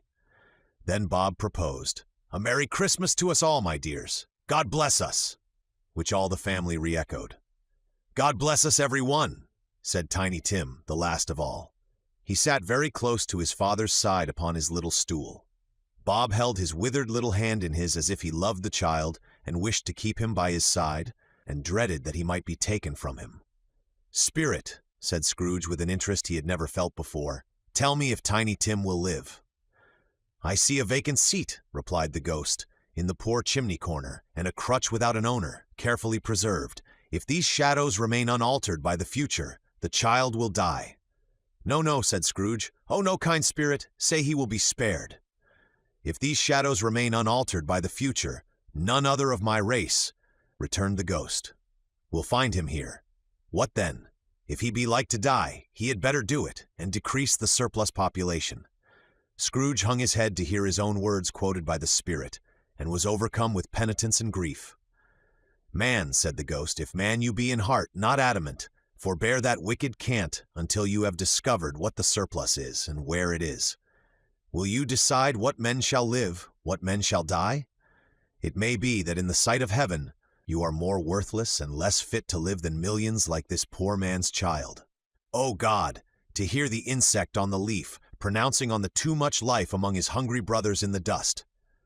Scrooge bent before the ghost's rebuke, and trembling cast his eyes upon the ground.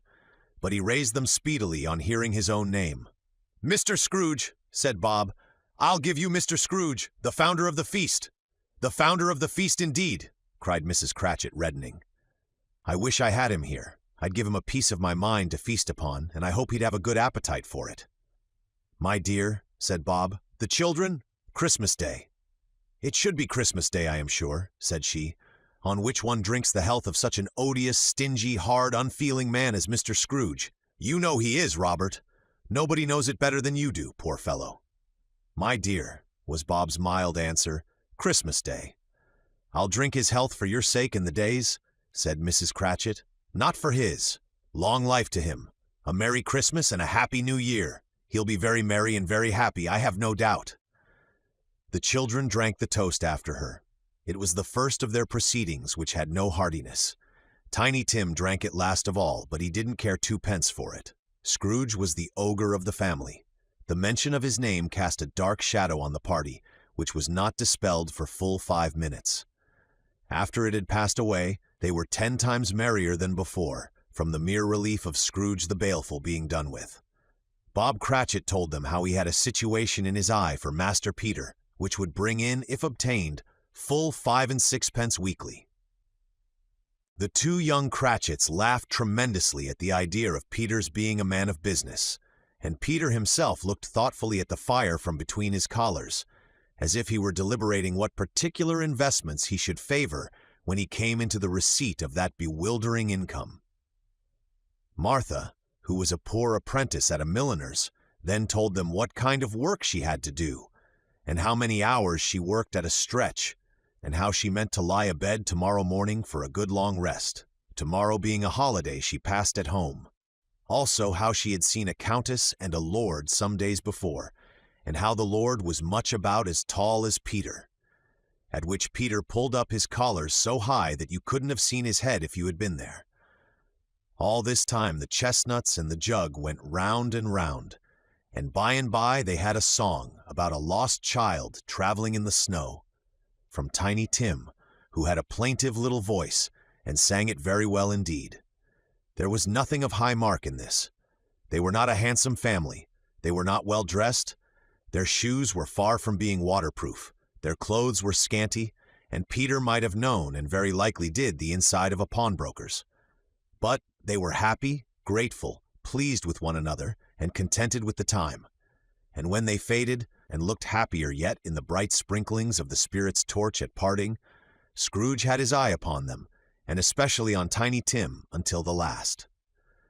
By this time it was getting dark, and snowing pretty heavily, and as Scrooge and the spirit went along the streets, the brightness of the roaring fires in kitchens, parlors, and all sorts of rooms was wonderful. Here the flickering of the blaze showed preparations for a cozy dinner, with hot plates baking through and through before the fire, and deep red curtains, ready to be drawn to shut out cold and darkness. There all the children of the house were running out into the snow to meet their married sisters, brothers, cousins, uncles, aunts, and be the first to greet them. Here, again, were shadows on the window blind of guests assembling, and there a group of handsome girls, all hooded and fur-booted, and all chattering at once, tripped lightly off to some near neighbor's house, where woe upon the single man who saw them enter. Artful witches, well they knew it, in a glow. But if you had judged from the numbers of people on their way to friendly gatherings, you might have thought that no one was at home to give them welcome when they got there, instead of every house expecting company and piling up its fires half chimney high. Blessings on it, how the ghost exulted! How it bared its breadth of breast, and opened its capacious palm, and floated on, outpouring, with a generous hand, its bright and harmless mirth on everything within its reach. The very lamplighter, who ran on before, dotting the dusky street with specks of light, and who was dressed to spend the evening somewhere, laughed out loudly as the spirit passed, though little kenned the lamplighter that he had any company but Christmas. And now, without a word of warning from the ghost, they stood upon a bleak and desert moor, where monstrous masses of rude stone were cast about, as though it were the burial place of giants, and water spread itself wheresoever it listed, or would have done so, but for the frost that held it prisoner, and nothing grew but moss and furze, and coarse rank grass. Down in the west the setting sun had left a streak of fiery red, which glared upon the desolation for an instant, like a sullen eye, and frowning lower yet, was lost in the thick gloom of darkest night. "What place is this?" asked Scrooge. "A place where miners live, who labor in the bowels of the earth," returned the spirit. "But they know me. See!" A light shone from the window of a hut, and swiftly they advanced towards it. Passing through the wall of mud and stone, they found a cheerful company assembled round a glowing fire. An old man and woman, with their children and their children's children, and another generation beyond that, all decked out gaily in their holiday attire. The old man, in a voice that seldom rose above the howling of the wind upon the barren waste, was singing them a Christmas song. It had been a very old song when he was a boy, and from time to time they all joined in the chorus. So surely as they raised their voices, the old man got quite blithe and loud, and so surely as they stopped, his vigor sank again. The spirit did not tarry here, but bade Scrooge hold his robe, and passing on above the moor, sped, whither? Not to sea? To sea. To Scrooge's horror, looking back, he saw the last of the land, a frightful range of rocks behind them, and his ears were deafened by the thundering of water, as it rolled and roared and raged among the dreadful caverns it had worn, and fiercely tried to undermine the earth. Built upon a dismal reef of sunken rocks, some league or so from shore, on which the waters chafed and dashed the wild year through, there stood a solitary lighthouse. Great heaps of seaweed clung to its base, and storm birds, born of the wind one might suppose, as seaweed of the water, rose and fell about it, like the waves they skimmed. But even here, two men who watched the light had made a fire that through the loophole in the thick stone wall shed out a ray of brightness on the awful sea. Joining their horny hands over the rough table at which they sat, they wished each other Merry Christmas in their can of grog, and one of them, the elder too, with his face all damaged and scarred with hard weather, as the figurehead of an old ship might be, struck up a sturdy song that was like a gale in itself. Again the ghost sped on above the black and heaving sea, on, until, being far away, as he told Scrooge, from any shore, they lighted on a ship. They stood beside the helmsman at the wheel, the lookout in the bow, the officers who had the watch, dark, ghostly figures in their several stations.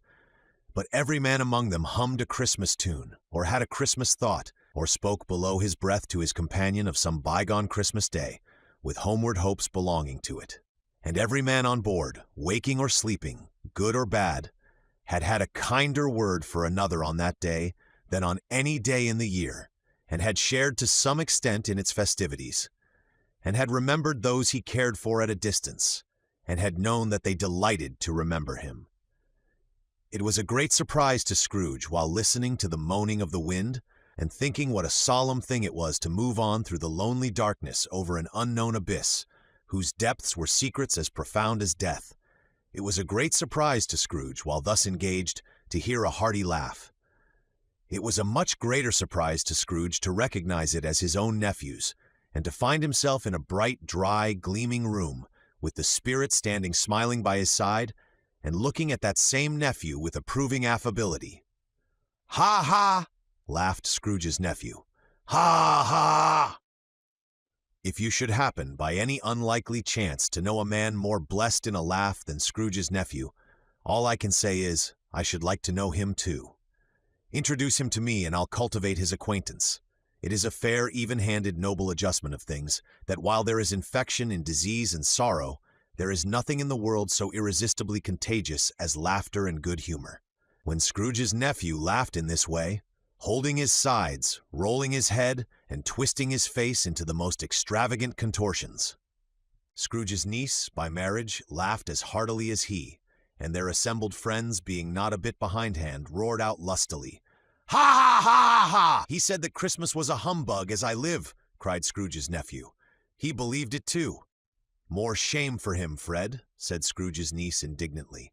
"Bless those women. They never do anything by halves. They are always in earnest." She was very pretty, exceedingly pretty, with a dimpled, surprised-looking capital face, a ripe little mouth that seemed made to be kissed, as no doubt it was, all kinds of good little dots about her chin that melted into one another when she laughed, and the sunniest pair of eyes you ever saw in any little creature's head. Altogether, she was what you would have called provoking, you know, but satisfactory, too. Oh, perfectly satisfactory.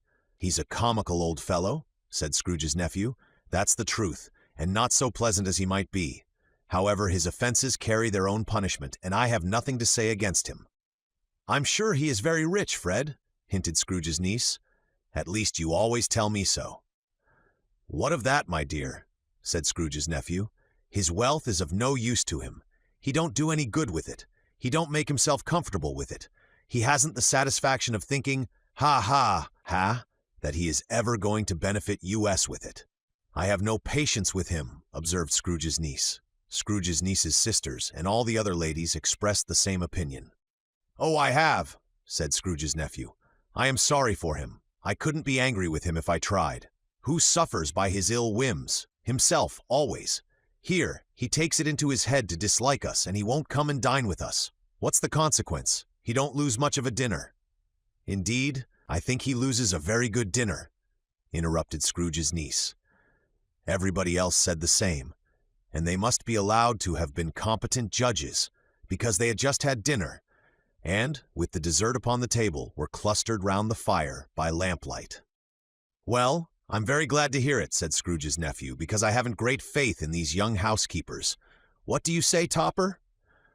Topper had clearly got his eye upon one of Scrooge's niece's sisters, for he answered that a bachelor was a wretched outcast who had no right to express an opinion on the subject, whereat Scrooge's niece's sister, the plump one with the lace tucker, not the one with the roses, blushed. "Do go on, Fred," said Scrooge's niece, clapping her hands. "He never finishes what he begins to say. He is such a ridiculous fellow." Scrooge's nephew reveled in another laugh, and as it was impossible to keep the infection off, though the plump sister tried hard to do it with aromatic vinegar, his example was unanimously followed. "I was only going to say," said Scrooge's nephew, "that the consequence of his taking a dislike to us and not making merry with us is, as I think, that he loses some pleasant moments which could do him no harm. I am sure he loses pleasanter companions than he can find in his own thoughts, either in his mouldy old office or his dusty chambers. I mean to give him the same chance every year, whether he likes it or not, for I pity him. He may rail at Christmas till he dies, but he can't help thinking better of it. I defy him. If he finds me going there, in good temper, year after year, and saying, 'Uncle Scrooge, how are you?'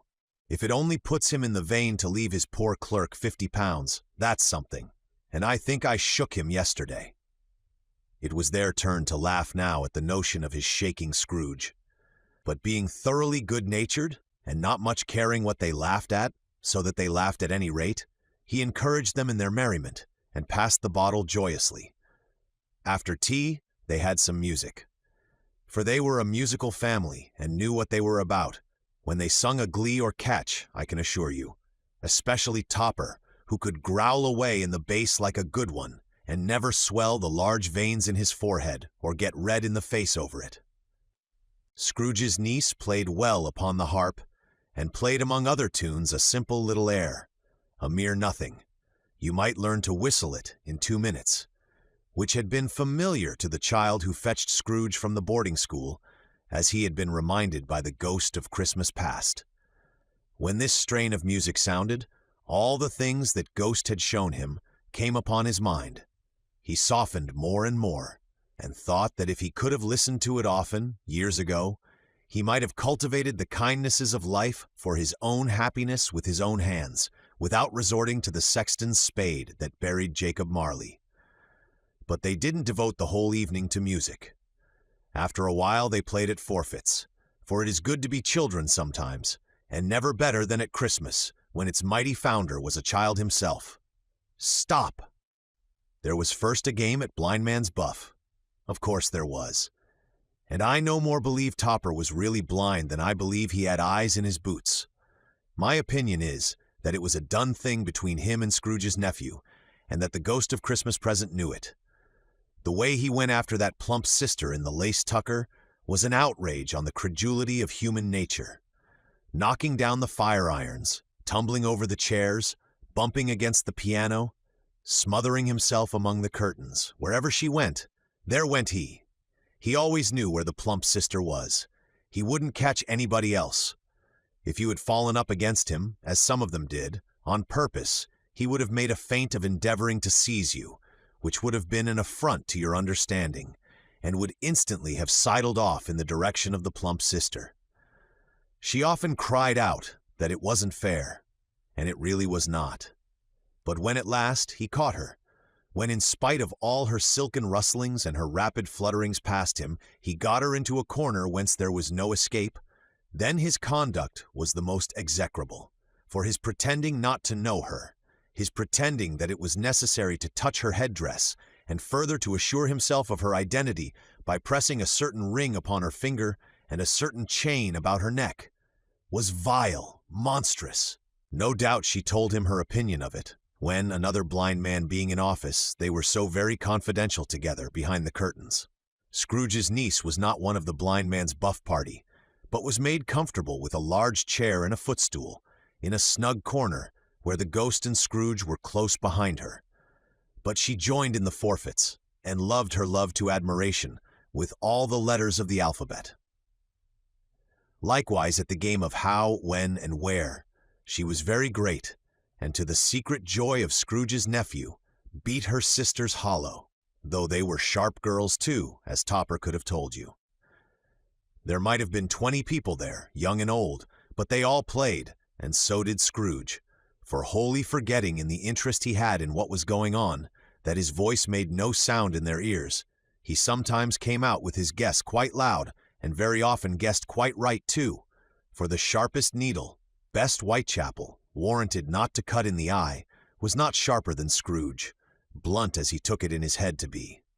The ghost was greatly pleased to find him in this mood, and looked upon him with such favor that he begged like a boy to be allowed to stay until the guests departed. But this the spirit said could not be done. "Here is a new game," said Scrooge. "1/2 hour, spirit, only one." It was a game called Yes and No, where Scrooge's nephew had to think of something, and the rest must find out what, he only answering to their questions yes or no, as the case was. The brisk fire of questioning to which he was exposed elicited from him that he was thinking of an animal, a live animal, rather a disagreeable animal, a savage animal, an animal that growled and grunted sometimes and talked sometimes and lived in London and walked about the streets and wasn't made a show of and wasn't led by anybody and didn't live in a menagerie and was never killed in a market and was not a horse or an ass or a cow or a bull or a tiger or a dog or a pig or a cat or a bear. At every fresh question that was put to him, this nephew burst into a fresh roar of laughter, and was so inexpressibly tickled that he was obliged to get up off the sofa and stamp. At last the plump sister, falling into a similar state, cried out, "I have found it out. I know what it is, Fred, I know what it is." "What is it?" cried Fred. "It's your Uncle Scrooge," which it certainly was. Admiration was the universal sentiment, though some objected that the reply to "Is it a bear?" ought to have been "Yes," inasmuch as an answer in the negative was sufficient to have diverted their thoughts from Mr. Scrooge, supposing they had ever had any tendency that way. "He has given us plenty of merriment, I am sure," said Fred, "and it would be ungrateful not to drink his health. Here is a glass of mulled wine ready to our hand at the moment, and I say, Uncle Scrooge." "Well, Uncle Scrooge," they cried, "a Merry Christmas and a Happy New Year to the old man, whatever he is," said Scrooge's nephew. "He wouldn't take it from me, but may he have it, nevertheless. Uncle Scrooge." Uncle Scrooge had imperceptibly become so gay and light of heart that he would have pledged the unconscious company in return and thanked them in an inaudible speech if the ghost had given him time. But the whole scene passed off in the breath of the last words spoken by his nephew, and he and the spirit were again upon their travels. Much they saw, and far they went, and many homes they visited, but always with a happy end. The spirit stood beside sick beds, and they were cheerful, on foreign lands, and they were close at home, by struggling men, and they were patient in their greater hope, by poverty, and it was rich. In almshouse, hospital, and jail, in misery's every refuge, where vain man in his little brief authority had not made fast the door and barred the spirit out, he left his blessing and taught Scrooge his precepts. It was a long night, if it were only a night, but Scrooge had his doubts of this, because the Christmas holidays appeared to be condensed into the space of time they passed together. It was strange, too, that while Scrooge remained unaltered in his outward form, the ghost grew older, clearly older. Scrooge had observed this change, but never spoke of it until they left a children's 12th night party when, looking at the spirit as they stood together in an open place, he noticed that its hair was gray. "Are spirits' lives so short?" asked Scrooge. "My life upon this globe is very brief," replied the ghost. "It ends tonight." "Tonight!" cried Scrooge. "Tonight at midnight. Hark! The time is drawing near." The chimes were ringing the 11:15 at that moment. "Forgive me if I am not justified in what I ask," said Scrooge, looking intently at the spirit's robe, "but I see something strange and not belonging to yourself protruding from your skirts. Is it a foot or a claw?" "It might be a claw, for the flesh there is upon it," was the spirit's sorrowful reply. "Look here." From the foldings of its robe it brought 2 children, wretched, abject, frightful, hideous, miserable. They knelt down at its feet and clung upon the outside of its garment. "Oh, man, look here, look, down here," exclaimed the ghost. They were a boy and girl, yellow, meager, ragged, scowling, wolfish, but prostrate too in their humility.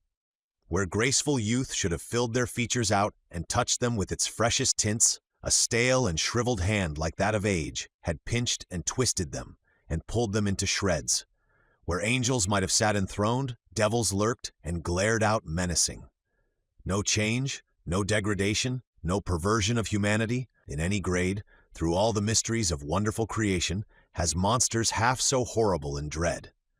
Scrooge started back, appalled. Having them shown to him in this way, he tried to say they were fine children, but the words choked themselves, rather than be parties to a lie of such enormous magnitude.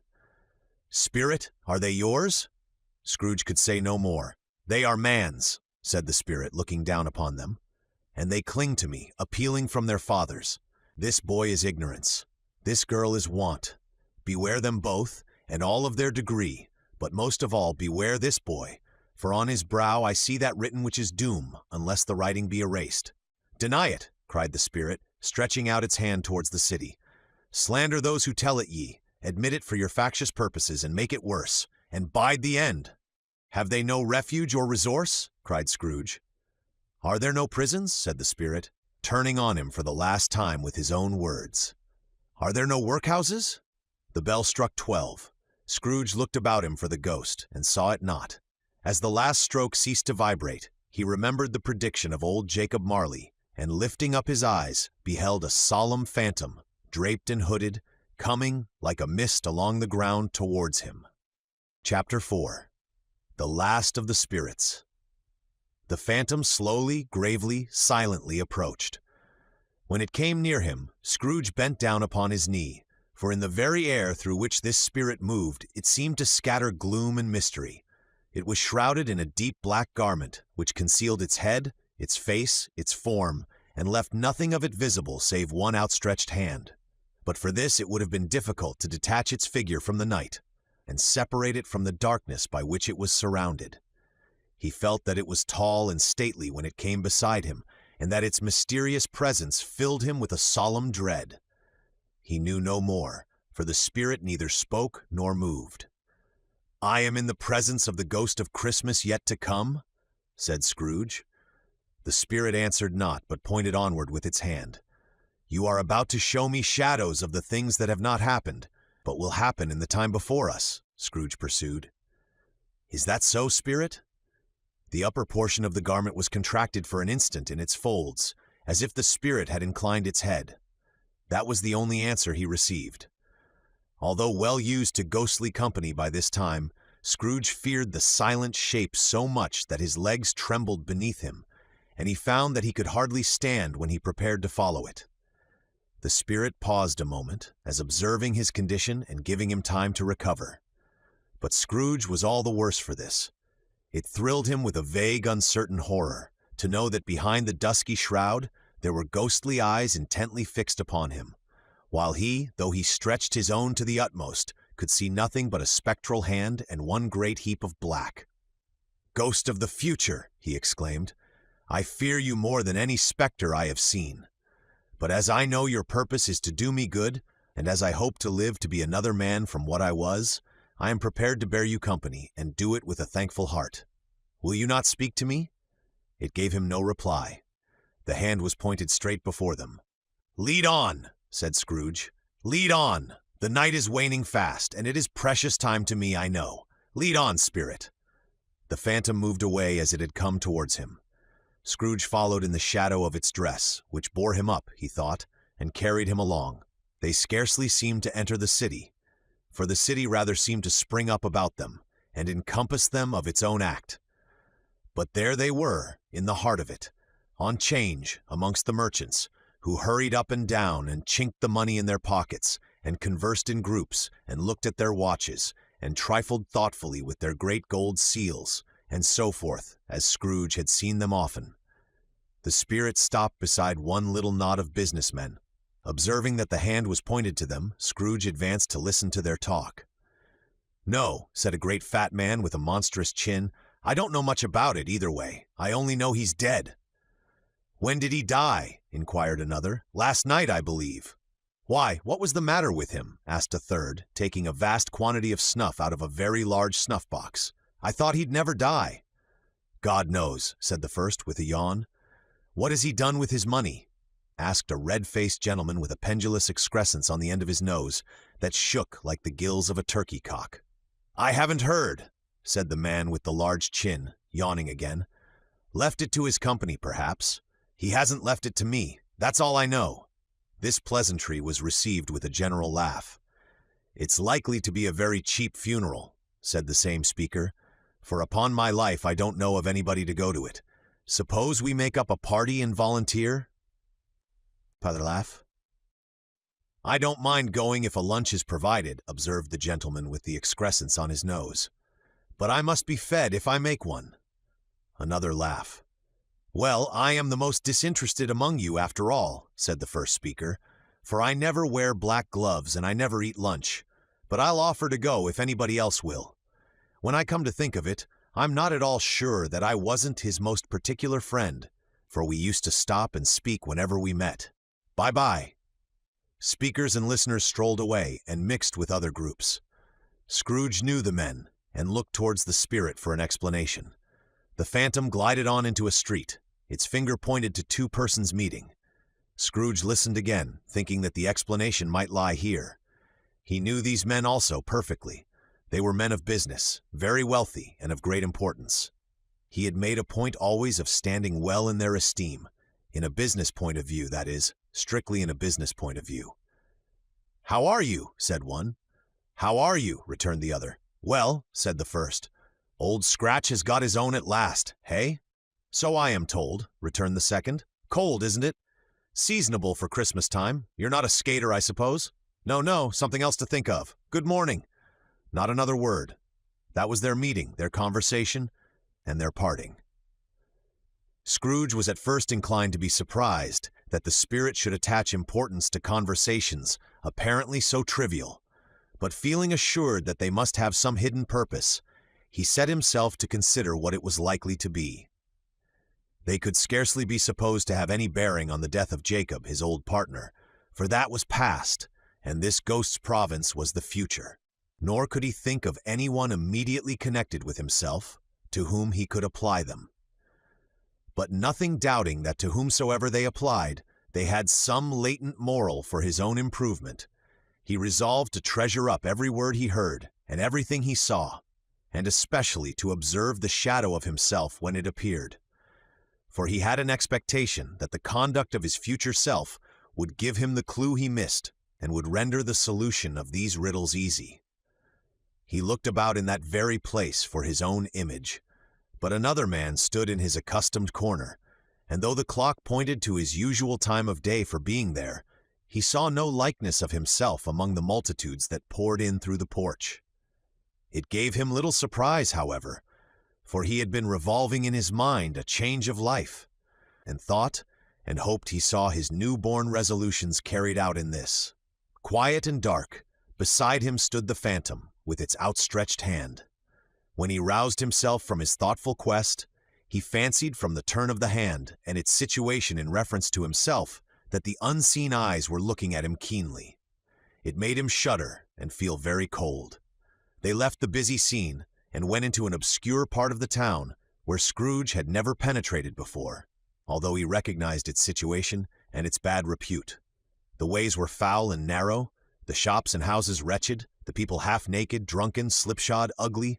Alleys and archways, like so many cesspools, disgorged their offenses of smell and dirt and life upon the straggling streets, and the whole quarter reeked with crime, with filth and misery. Far in this den of infamous resort, there was a low-browed, beetling shop below a penthouse roof, where iron, old rags, bottles, bones, and greasy offal were bought. Upon the floor within were piled up heaps of rusty keys, nails, chains, hinges, files, scales, weights, and refuse iron of all kinds.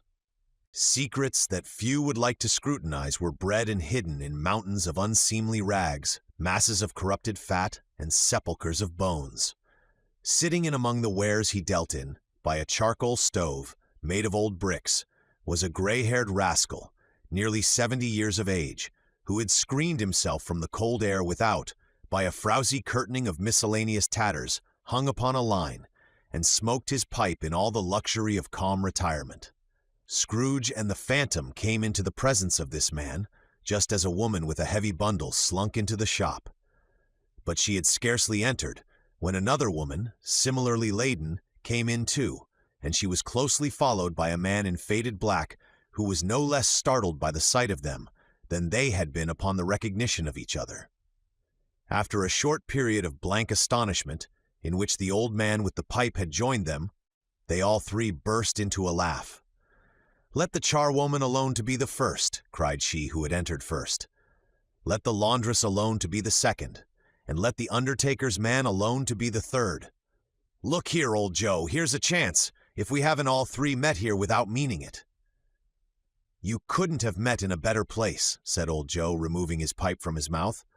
"Come into the parlor. You were made free of it long ago, you know. And the other two aren't strangers. Stop till I shut the door of the shop. Ah, how it squeaks! There ain't such a rusty bit of metal in the place as its own hinges, I believe, and I'm sure there's no such old bones here as mine. Ha, ha! We're all suitable to our calling. We're well matched. Come into the parlor. Come into the parlor." The parlor was the space behind the screen of rags.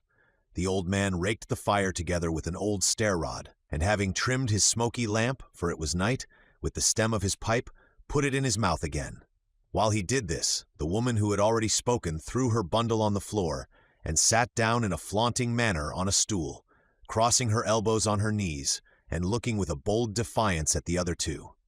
"What odds, then? What odds, Mrs. Dilber?" said the woman. "Every person has a right to take care of themselves. He always did." "That's true, indeed," said the laundress. "No man more so." "Why then don't stand staring as if you was afraid, woman? Who's the wiser? We're not going to pick holes in each other's coats, I suppose?" "No, indeed," said Mrs. Dilber and the man together. "We should hope not." "Very well, then," cried the woman. "That's enough. Who's the worse for the loss of a few things like these? Not a dead man, I suppose?" "No, indeed," said Mrs. Dilber, laughing. "If he wanted to keep him after he was dead, a wicked old screw," pursued the woman, "why wasn't he natural in his lifetime? If he had been, he'd have had somebody to look after him when he was struck with death, instead of lying gasping out his last there, alone by himself." "It's the truest word that ever was spoke," said Mrs. Dilber. "It's a judgment on him." "I wish it was a little heavier, Judgment," replied the woman, "and it should have been. You may depend upon it, if I could have laid my hands on anything else. Open that bundle, old Joe, and let me know the value of it. Speak out plain.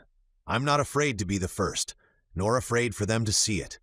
We know pretty well that we were helping ourselves before we met here, I believe. It's no sin. Open the bundle, Joe." But the gallantry of her friends would not allow of this, and the man in faded black, mounting the breech first, produced his plunder. It was not extensive. A seal or two, a pencil case, a pair of sleeve buttons, and a brooch of no great value were all.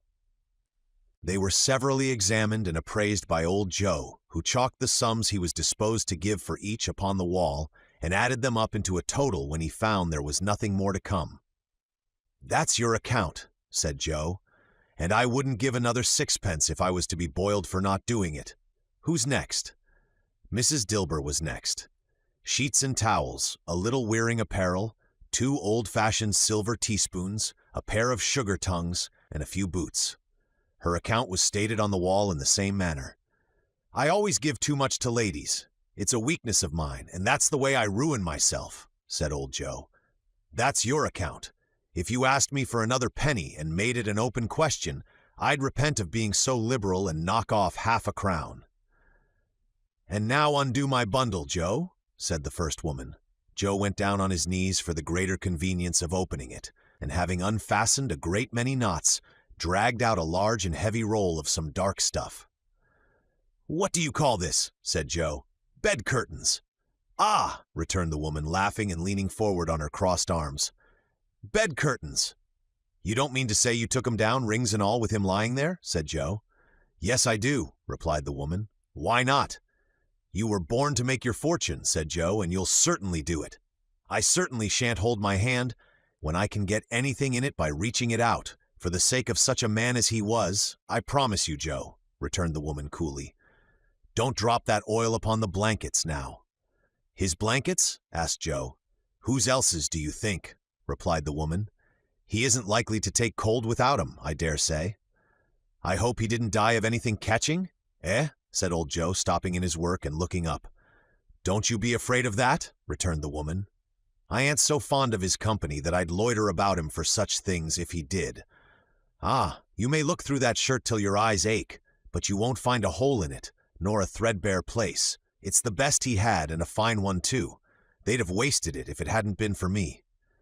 "What do you call wasting of it?" asked old Joe. "Putting it on him to be buried in, to be sure," replied the woman with a laugh. "Somebody was fool enough to do it, but I took it off again. If calico ain't good enough for such a purpose, it isn't good enough for anything. It's quite as becoming to the body. He can't look uglier than he did in that one."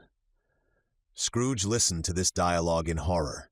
As they sat grouped about their spoil, in the scanty light afforded by the old man's lamp, he viewed them with a detestation and disgust which could hardly have been greater, though they had been obscene demons, marketing the corpse itself. "Ha ha!" laughed the same woman when old Joe, producing a flannel bag with money in it, told out their several gains upon the ground. "This is the end of it, you see. He frightened every one away from him when he was alive, to profit us when he was dead. Ha! Ha! Ha!" "Spirit," said Scrooge, shuddering from head to foot. I see. The case of this unhappy man might be my own. My life tends that way now. Merciful heaven, what is this?" He recoiled in terror, for the scene had changed, and now he almost touched a bed, a bare, uncurtained bed, on which, beneath a ragged sheet, there lay a something covered up, which, though it was dumb, announced itself in awful language.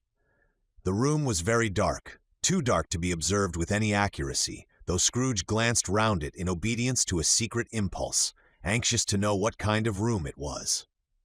A pale light, rising in the outer air, fell straight upon the bed, and on it, plundered and bereft, unwatched, unwept, uncared for, was the body of this man. Scrooge glanced towards the phantom. Its steady hand was pointed to the head.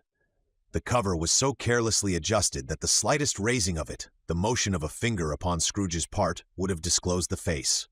He thought of it, felt how easy it would be to do, and longed to do it, but had no more power to withdraw the veil than to dismiss the spectre at his side. Oh, cold, cold, rigid, dreadful death Set up thine altar here, and dress it with such terrors as thou hast at thy command, for this is thy dominion. But of the loved, revered, and honored head thou canst not turn one hair to thy dread purposes, or make one feature odious. It is not that the hand is heavy and will fall down when released. It is not that the heart and pulse are still, but that the hand was open, generous, and true, the heart brave, warm, and tender, and the pulse a man's. Strike, shadow, strike, and see his good deeds springing from the wound to sow the world with life immortal. No voice pronounced these words in Scrooge's ears, and yet he heard them when he looked upon the bed. He thought, if this man could be raised up now, what would be his foremost thoughts? Avarice, hard-dealing, griping cares? They have brought him to a rich end, truly.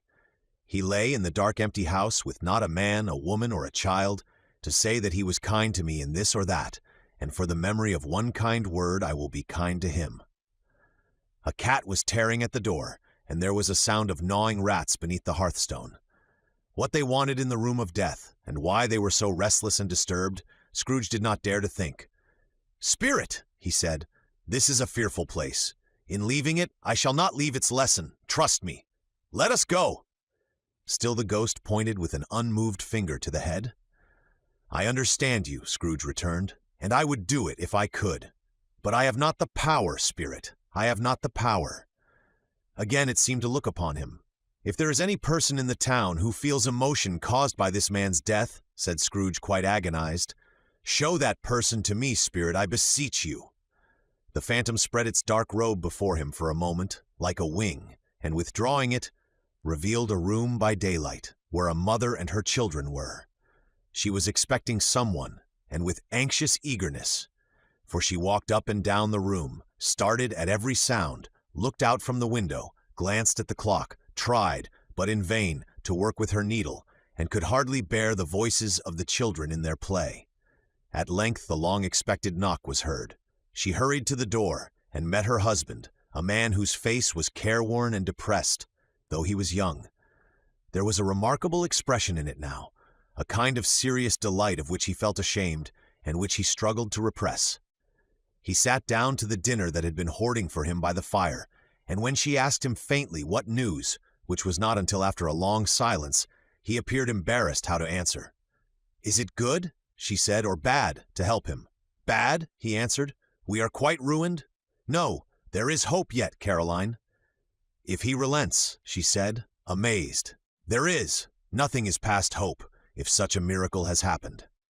"He is past relenting," said her husband. "He is dead." She was a mild and patient creature if her face spoke truth, but she was thankful in her soul to hear it, and she said so with clasped hands.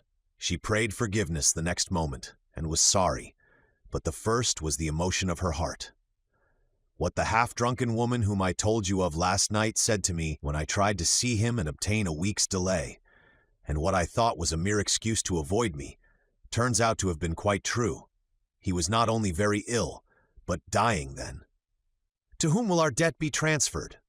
I don't know, but before that time we shall be ready with the money, and even though we were not, it would be a bad fortune indeed to find so merciless a creditor in his successor. We may sleep tonight with light hearts, Caroline. Yes, soften it as they would, their hearts were lighter. The children's faces, hushed and clustered round to hear what they so little understood, were brighter, and it was a happier house for this man's death. The only emotion that the ghost could show him, caused by the event, was one of pleasure. "Let me see some tenderness connected with a death," said Scrooge, "or that dark chamber spirit which we left just now will be forever present to me." The ghost conducted him through several streets familiar to his feet, and as they went along, Scrooge looked here and there to find himself, but nowhere was he to be seen. They entered poor Bob Cratchit's house, the dwelling he had visited before, and found the mother and the children seated round the fire. Quiet, very quiet. The noisy little Cratchits were as still as statues in one corner, and sat looking up at Peter, who had a book before him. The mother and her daughters were engaged in sewing, but surely they were very quiet. And he took a child and set him in the midst of them. Where had Scrooge heard those words? He had not dreamed them. The boy must have read them out, as he and the spirit crossed the threshold. Why did he not go on? The mother laid her work upon the table and put her hand up to her face. "The color hurts my eyes," she said. "The color? Ah, poor Tiny Tim. They're better now again," said Cratchit's wife. "It makes them weak by candlelight, and I wouldn't show weak eyes to your father when he comes home for the world. It must be near his time." "Past it, rather," Peter answered, shutting up his book. "But I think he has walked a little slower than he used, these few last evenings, Mother." They were very quiet again. At last she said, and in a steady, cheerful voice that only faltered once, I have known him walk with Tiny Tim upon his shoulder, very fast indeed." "And so have I," cried Peter. "Often." "And so have I," exclaimed another. "So had all." "But he was very light to carry," she resumed, intent upon her work, "and his father loved him so that it was no trouble, no trouble. And there is your father at the door." She hurried out to meet him, and little Bob in his comforter, he had need of it, poor fellow, came in. His tea was ready for him on the hob, and they all tried who should help him to it most. Then the two young Cratchits got upon his knees and laid, each child a little cheek against his face, as if they said, "Don't mind it, father. Don't be grieved."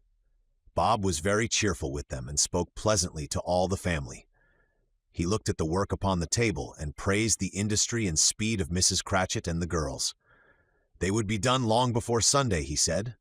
"Sunday! You went today then, Robert?" said his wife. "Yes, my dear," returned Bob. "I wish you could have gone. It would have done you good to see how green a place it is.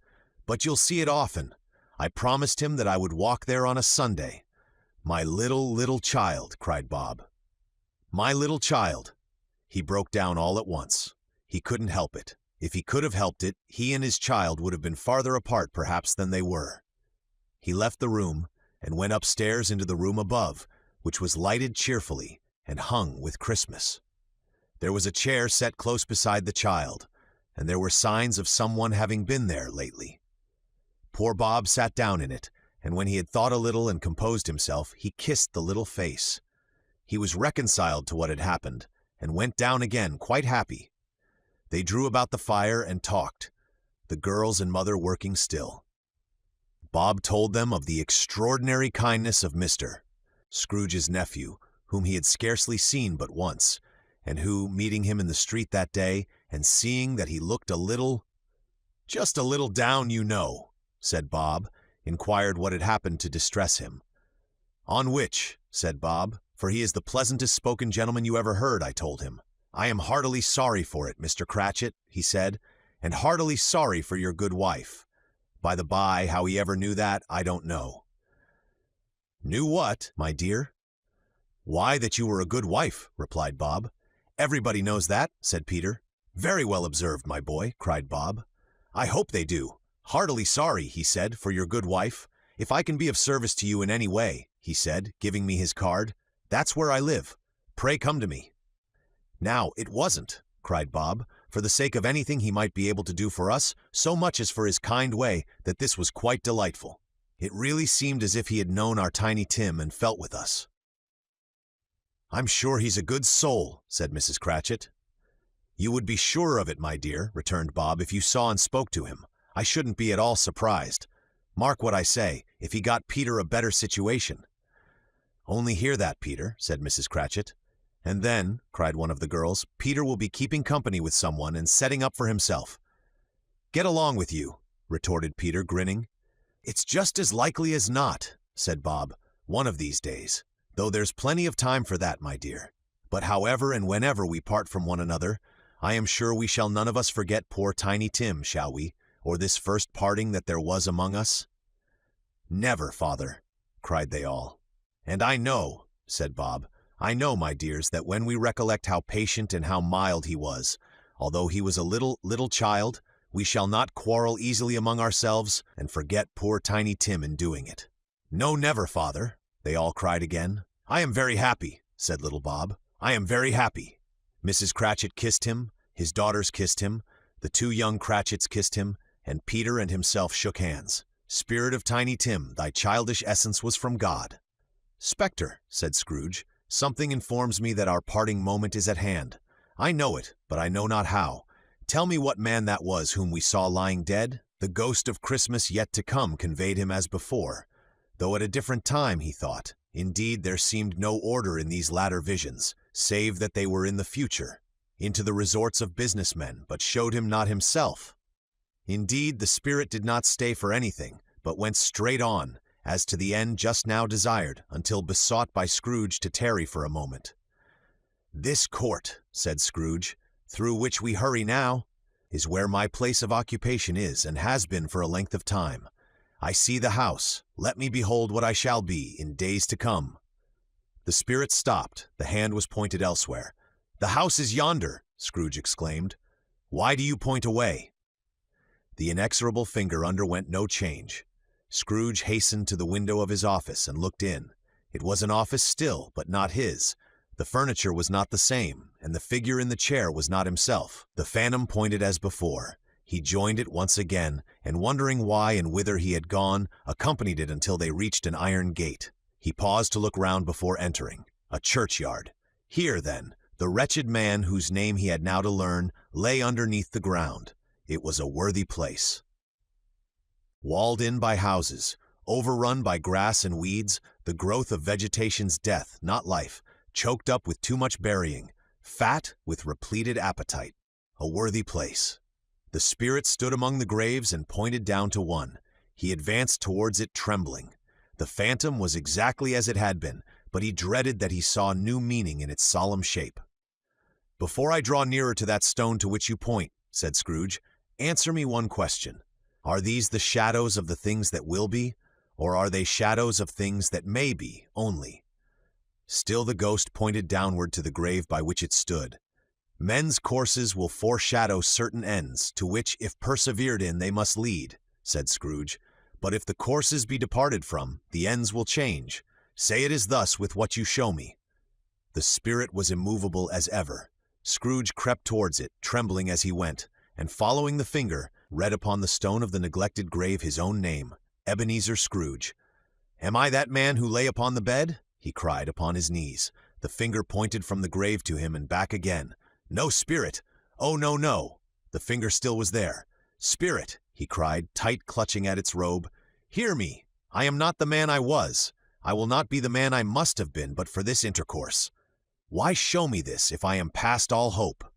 For the first time the hand appeared to shake. "Good spirit," he pursued, as down upon the ground he fell before it, "your nature intercedes for me and pities me.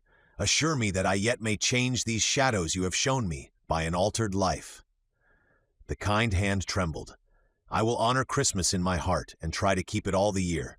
I will live in the past, the present, and the future. The spirits of all three shall strive within me. I will not shut out the lessons that they teach. Oh, tell me I may sponge away the writing on this stone." In his agony he caught the spectral hand. It sought to free itself, but he was strong in his entreaty and detained it. The spirit, stronger yet, repulsed him. Holding up his hands in a last prayer to have his fate reversed, he saw an alteration in the phantom's hood and dress. It shrunk, collapsed, and dwindled down into a bedpost. Chapter 5. The end of it. Yes, and the bedpost was his own. The bed was his own. The room was his own. Best and happiest of all, the time before him was his own, to make amends in. "I will live in the past, the present, and the future," Scrooge repeated as he scrambled out of bed. "The spirits of all three shall strive within me. Oh, Jacob Marley, heaven and the Christmas time be praised for this. I say it on my knees, old Jacob, on my knees." He was so fluttered and so glowing with his good intentions that his broken voice would scarcely answer to his call. He had been sobbing violently in his conflict with the spirit, and his face was wet with tears. "They are not torn down," cried Scrooge, folding one of his bed curtains in his arms.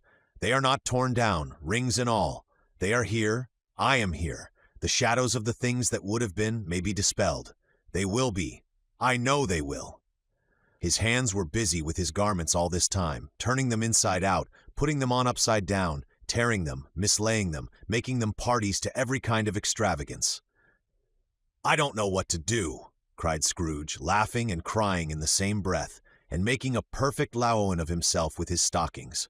"I am as light as a feather. I am as happy as an angel. I am as merry as a schoolboy. I am as giddy as a drunken man.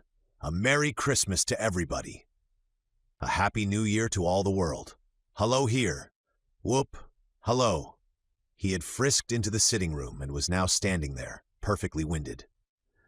There's the saucepan that the gruel was in, cried Scrooge, starting off again and going round the fireplace. There's the door by which the ghost of Jacob Marley entered. There's the corner where the ghost of Christmas presents sat. There's the window where I saw the wandering spirits. It's all right. It's all true. It all happened. Ha ha ha. Really, for a man who had been out of practice for so many years, it was a splendid laugh, a most illustrious laugh. The father of a long, long line of brilliant laughs. I don't know what day of the month it is, said Scrooge. I don't know how long I've been among the spirits. I don't know anything. I'm quite a baby. Never mind. I don't care. I'd rather be a baby. Hello. Whoop. Hello here. He was checked in his transports by the churches ringing out the lustiest peals he had ever heard. Clash, clang, hammer, ding-dong, bell, bell, dong, ding, hammer, clang, clash. Oh, glorious, glorious. Running to the window, he opened it and put out his head. No fog, no mist, clear, bright, jovial, stirring cold, cold, piping for the blood to dance to, golden sunlight, heavenly sky, sweet fresh air, merry bells. Oh, glorious, glorious. What's today? Cried Scrooge, calling downward to a boy in Sunday clothes who perhaps had loitered in to look about him. Eh? Returned the boy, with all his might of wonder. What's today, my fine fellow? Said Scrooge. Today, replied the boy. Why, Christmas Day. It's Christmas Day, said Scrooge to himself. I haven't missed it. The spirits have done it all in one night. They can do anything they like. Of course they can. Of course they can. Hello, my fine fellow. Hello, returned the boy. Do you know the poulterers in the next street but one, at the corner? Scrooge inquired. I should hope I did, replied the lad. An intelligent boy, said Scrooge. A remarkable boy. Do you know whether they've sold the prize turkey that was hanging up there? Not the little prize turkey? The big one? What, the one as big as me? Returned the boy. What a delightful boy, said Scrooge. It's a pleasure to talk to him. Yes, my buck. It's hanging there now, replied the boy. Is it? Prosody, said Scrooge. Go and buy it. Walker, exclaimed the boy. No, no, said Scrooge. I am in earnest. Go and buy it, and tell him to bring it here, that I may give them the direction where to take it. Come back with the man, and I'll give you a shilling. Come back with him in less than 5 minutes, and I'll give you half a crown. The boy was off like a shot. He must have had a steady hand at a trigger who could have got a shot off half so fast. I'll send it to Bob Cratchit's, whispered Scrooge, rubbing his hands and splitting with a laugh. He shan't know who sends it. It's twice the size of Tiny Tim. Joe Miller never made such a joke as sending it to Bob's Wilby. The hand in which he wrote the address was not a steady one, but write it he did, somehow, and went downstairs to open the street door, ready for the coming of the poulterer's man. As he stood there, waiting his arrival, the knocker caught his eye. I shall love it as long as I live, cried Scrooge, patting it with his hand. I scarcely ever looked at it before. What an honest expression it has in its face. It's a wonderful knocker. Here's the turkey. Hello, how are you? Merry Christmas. It was a turkey. He never could have stood upon his legs, that bird. He would have snapped 'em short off in a minute, like sticks of sealing wax. Why, it's impossible to carry that to Camden Town, said Scrooge. You must have a cab. The chuckle with which he said this, and the chuckle with which he paid for the turkey, and the chuckle with which he paid for the cab, and the chuckle with which he recompensed the boy, were only to be exceeded by the chuckle with which he sat down breathless in his chair again, and chuckled till he cried. Shaving was not an easy task, for his hand continued to shake very much, and shaving requires attention, even when you don't dance while you are at it. But if he had cut the end of his nose off, he would have put a piece of sticking plaster over it, and been quite satisfied. He dressed himself all in his best, and at last got out into the streets. The people were by this time pouring forth, as he had seen them with the ghost of Christmas present, and walking with his hands behind him, Scrooge regarded every one with a delighted smile. He looked so irresistibly pleasant, in a word, that 3 or 4 good-humored fellows said, "Good morning, sir. A Merry Christmas to you." And Scrooge said often afterwards that of all the blithe sounds he had ever heard, those were the blithest in his ears. He had not gone far, when coming on towards him he beheld the portly gentleman who had walked into his counting-house the day before and said, "Scrooge and Marley's, I believe?" It sent a pang across his heart to think how this old gentleman would look upon him when they met, but he knew what path lay straight before him, and he took it. "My dear sir," said Scrooge, quickening his pace and taking the old gentleman by both his hands, "how do you do? I hope you succeeded yesterday. It was very kind of you. A Merry Christmas to you, sir." "Mr. Scrooge?" "Yes," said Scrooge. "That is my name, and I fear it may not be pleasant to you. Allow me to ask your pardon. And will you have the goodness?" Here Scrooge whispered in his ear. "Lord bless me," cried the gentleman, as if his breath were taken away. "My dear Mr. Scrooge, are you serious?" "If you please," said Scrooge. "Not a farthing less. A great many back payments are included in it, I assure you. Will you do me that favor?" "My dear sir," said the other, shaking hands with him, "I don't know what to say to such munificence." "Don't say anything, please," retorted Scrooge. "Come and see me." "Will you come and see me?" "I will," cried the old gentleman, and it was clear he meant to do it. "Thank ye," said Scrooge. "I am much obliged to you. I thank you 50 times. Bless you." He went to church, and walked about the streets, and watched the people hurrying to and fro, and patted children on the head, and questioned beggars, and looked down into the kitchens of houses, and up to the windows, and found that everything could yield him pleasure. He had never dreamed that any walk, that anything, could give him so much happiness. In the afternoon he turned his steps towards his nephew's house. He passed the door a dozen times before he had the courage to go up and knock. But he made a dash and did it. "Is your master at home, my dear?" said Scrooge to the girl. "Nice girl, very." "Yes, sir." "Where is he, my love?" said Scrooge. "He's in the dining room, sir, along with mistress.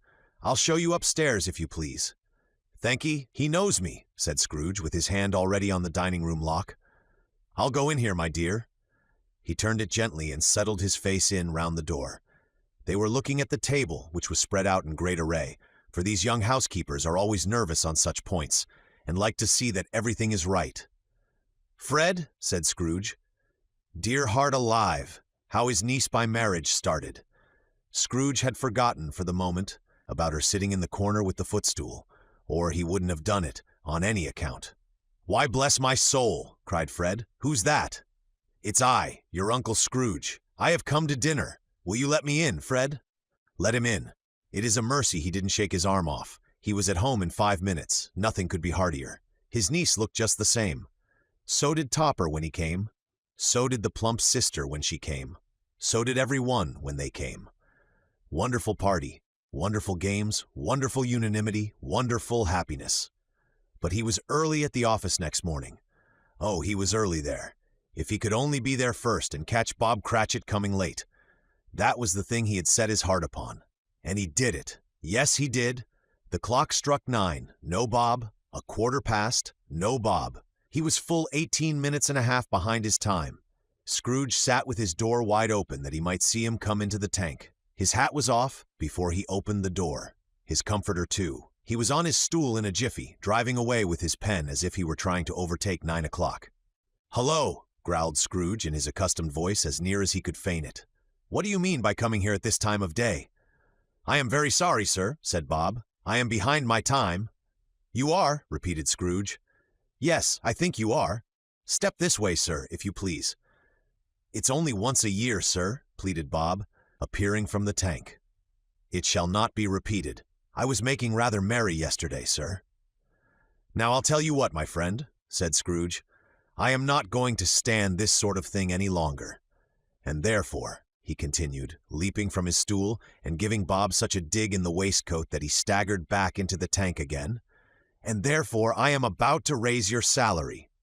Bob trembled and got a little nearer to the ruler. He had a momentary idea of knocking Scrooge down with it, holding him and calling to the people in the court for help and a straight waistcoat. "A Merry Christmas, Bob," said Scrooge with an earnestness that could not be mistaken, as he clapped him on the back. "A merrier Christmas, Bob, my good fellow, than I have given you for many a year. I'll raise your salary and endeavor to assist your struggling family, and we will discuss your affairs this very afternoon over a Christmas bowl of smoking Bishop Bob. Make up the fires, and buy another coal scuttle before you dot another I, Bob Cratchit. Scrooge was better than his word. He did it all, and infinitely more, and to Tiny Tim, who did not die, he was a second father. He became as good a friend, as good a master, and as good a man as the good old city knew, or any other good old city, town, or borough in the good old world. Some people laughed to see the alteration in him, but he let them laugh, and little heeded them. For he was wise enough to know that nothing ever happened on this globe, for good, at which some people did not have their fill of laughter in the outset. And knowing that such as these would be blind anyway, he thought it quite as well that they should wrinkle up their eyes in grins, as have the malady in less attractive forms. His own heart laughed, and that was quite enough for him. He had no further intercourse with spirits, but lived upon the total abstinence principle ever afterwards, and it was always said of him that he knew how to keep Christmas well, if any man alive possessed the knowledge. May that be truly said of us, and all of us. And so, as Tiny Tim observed, God bless us, every one.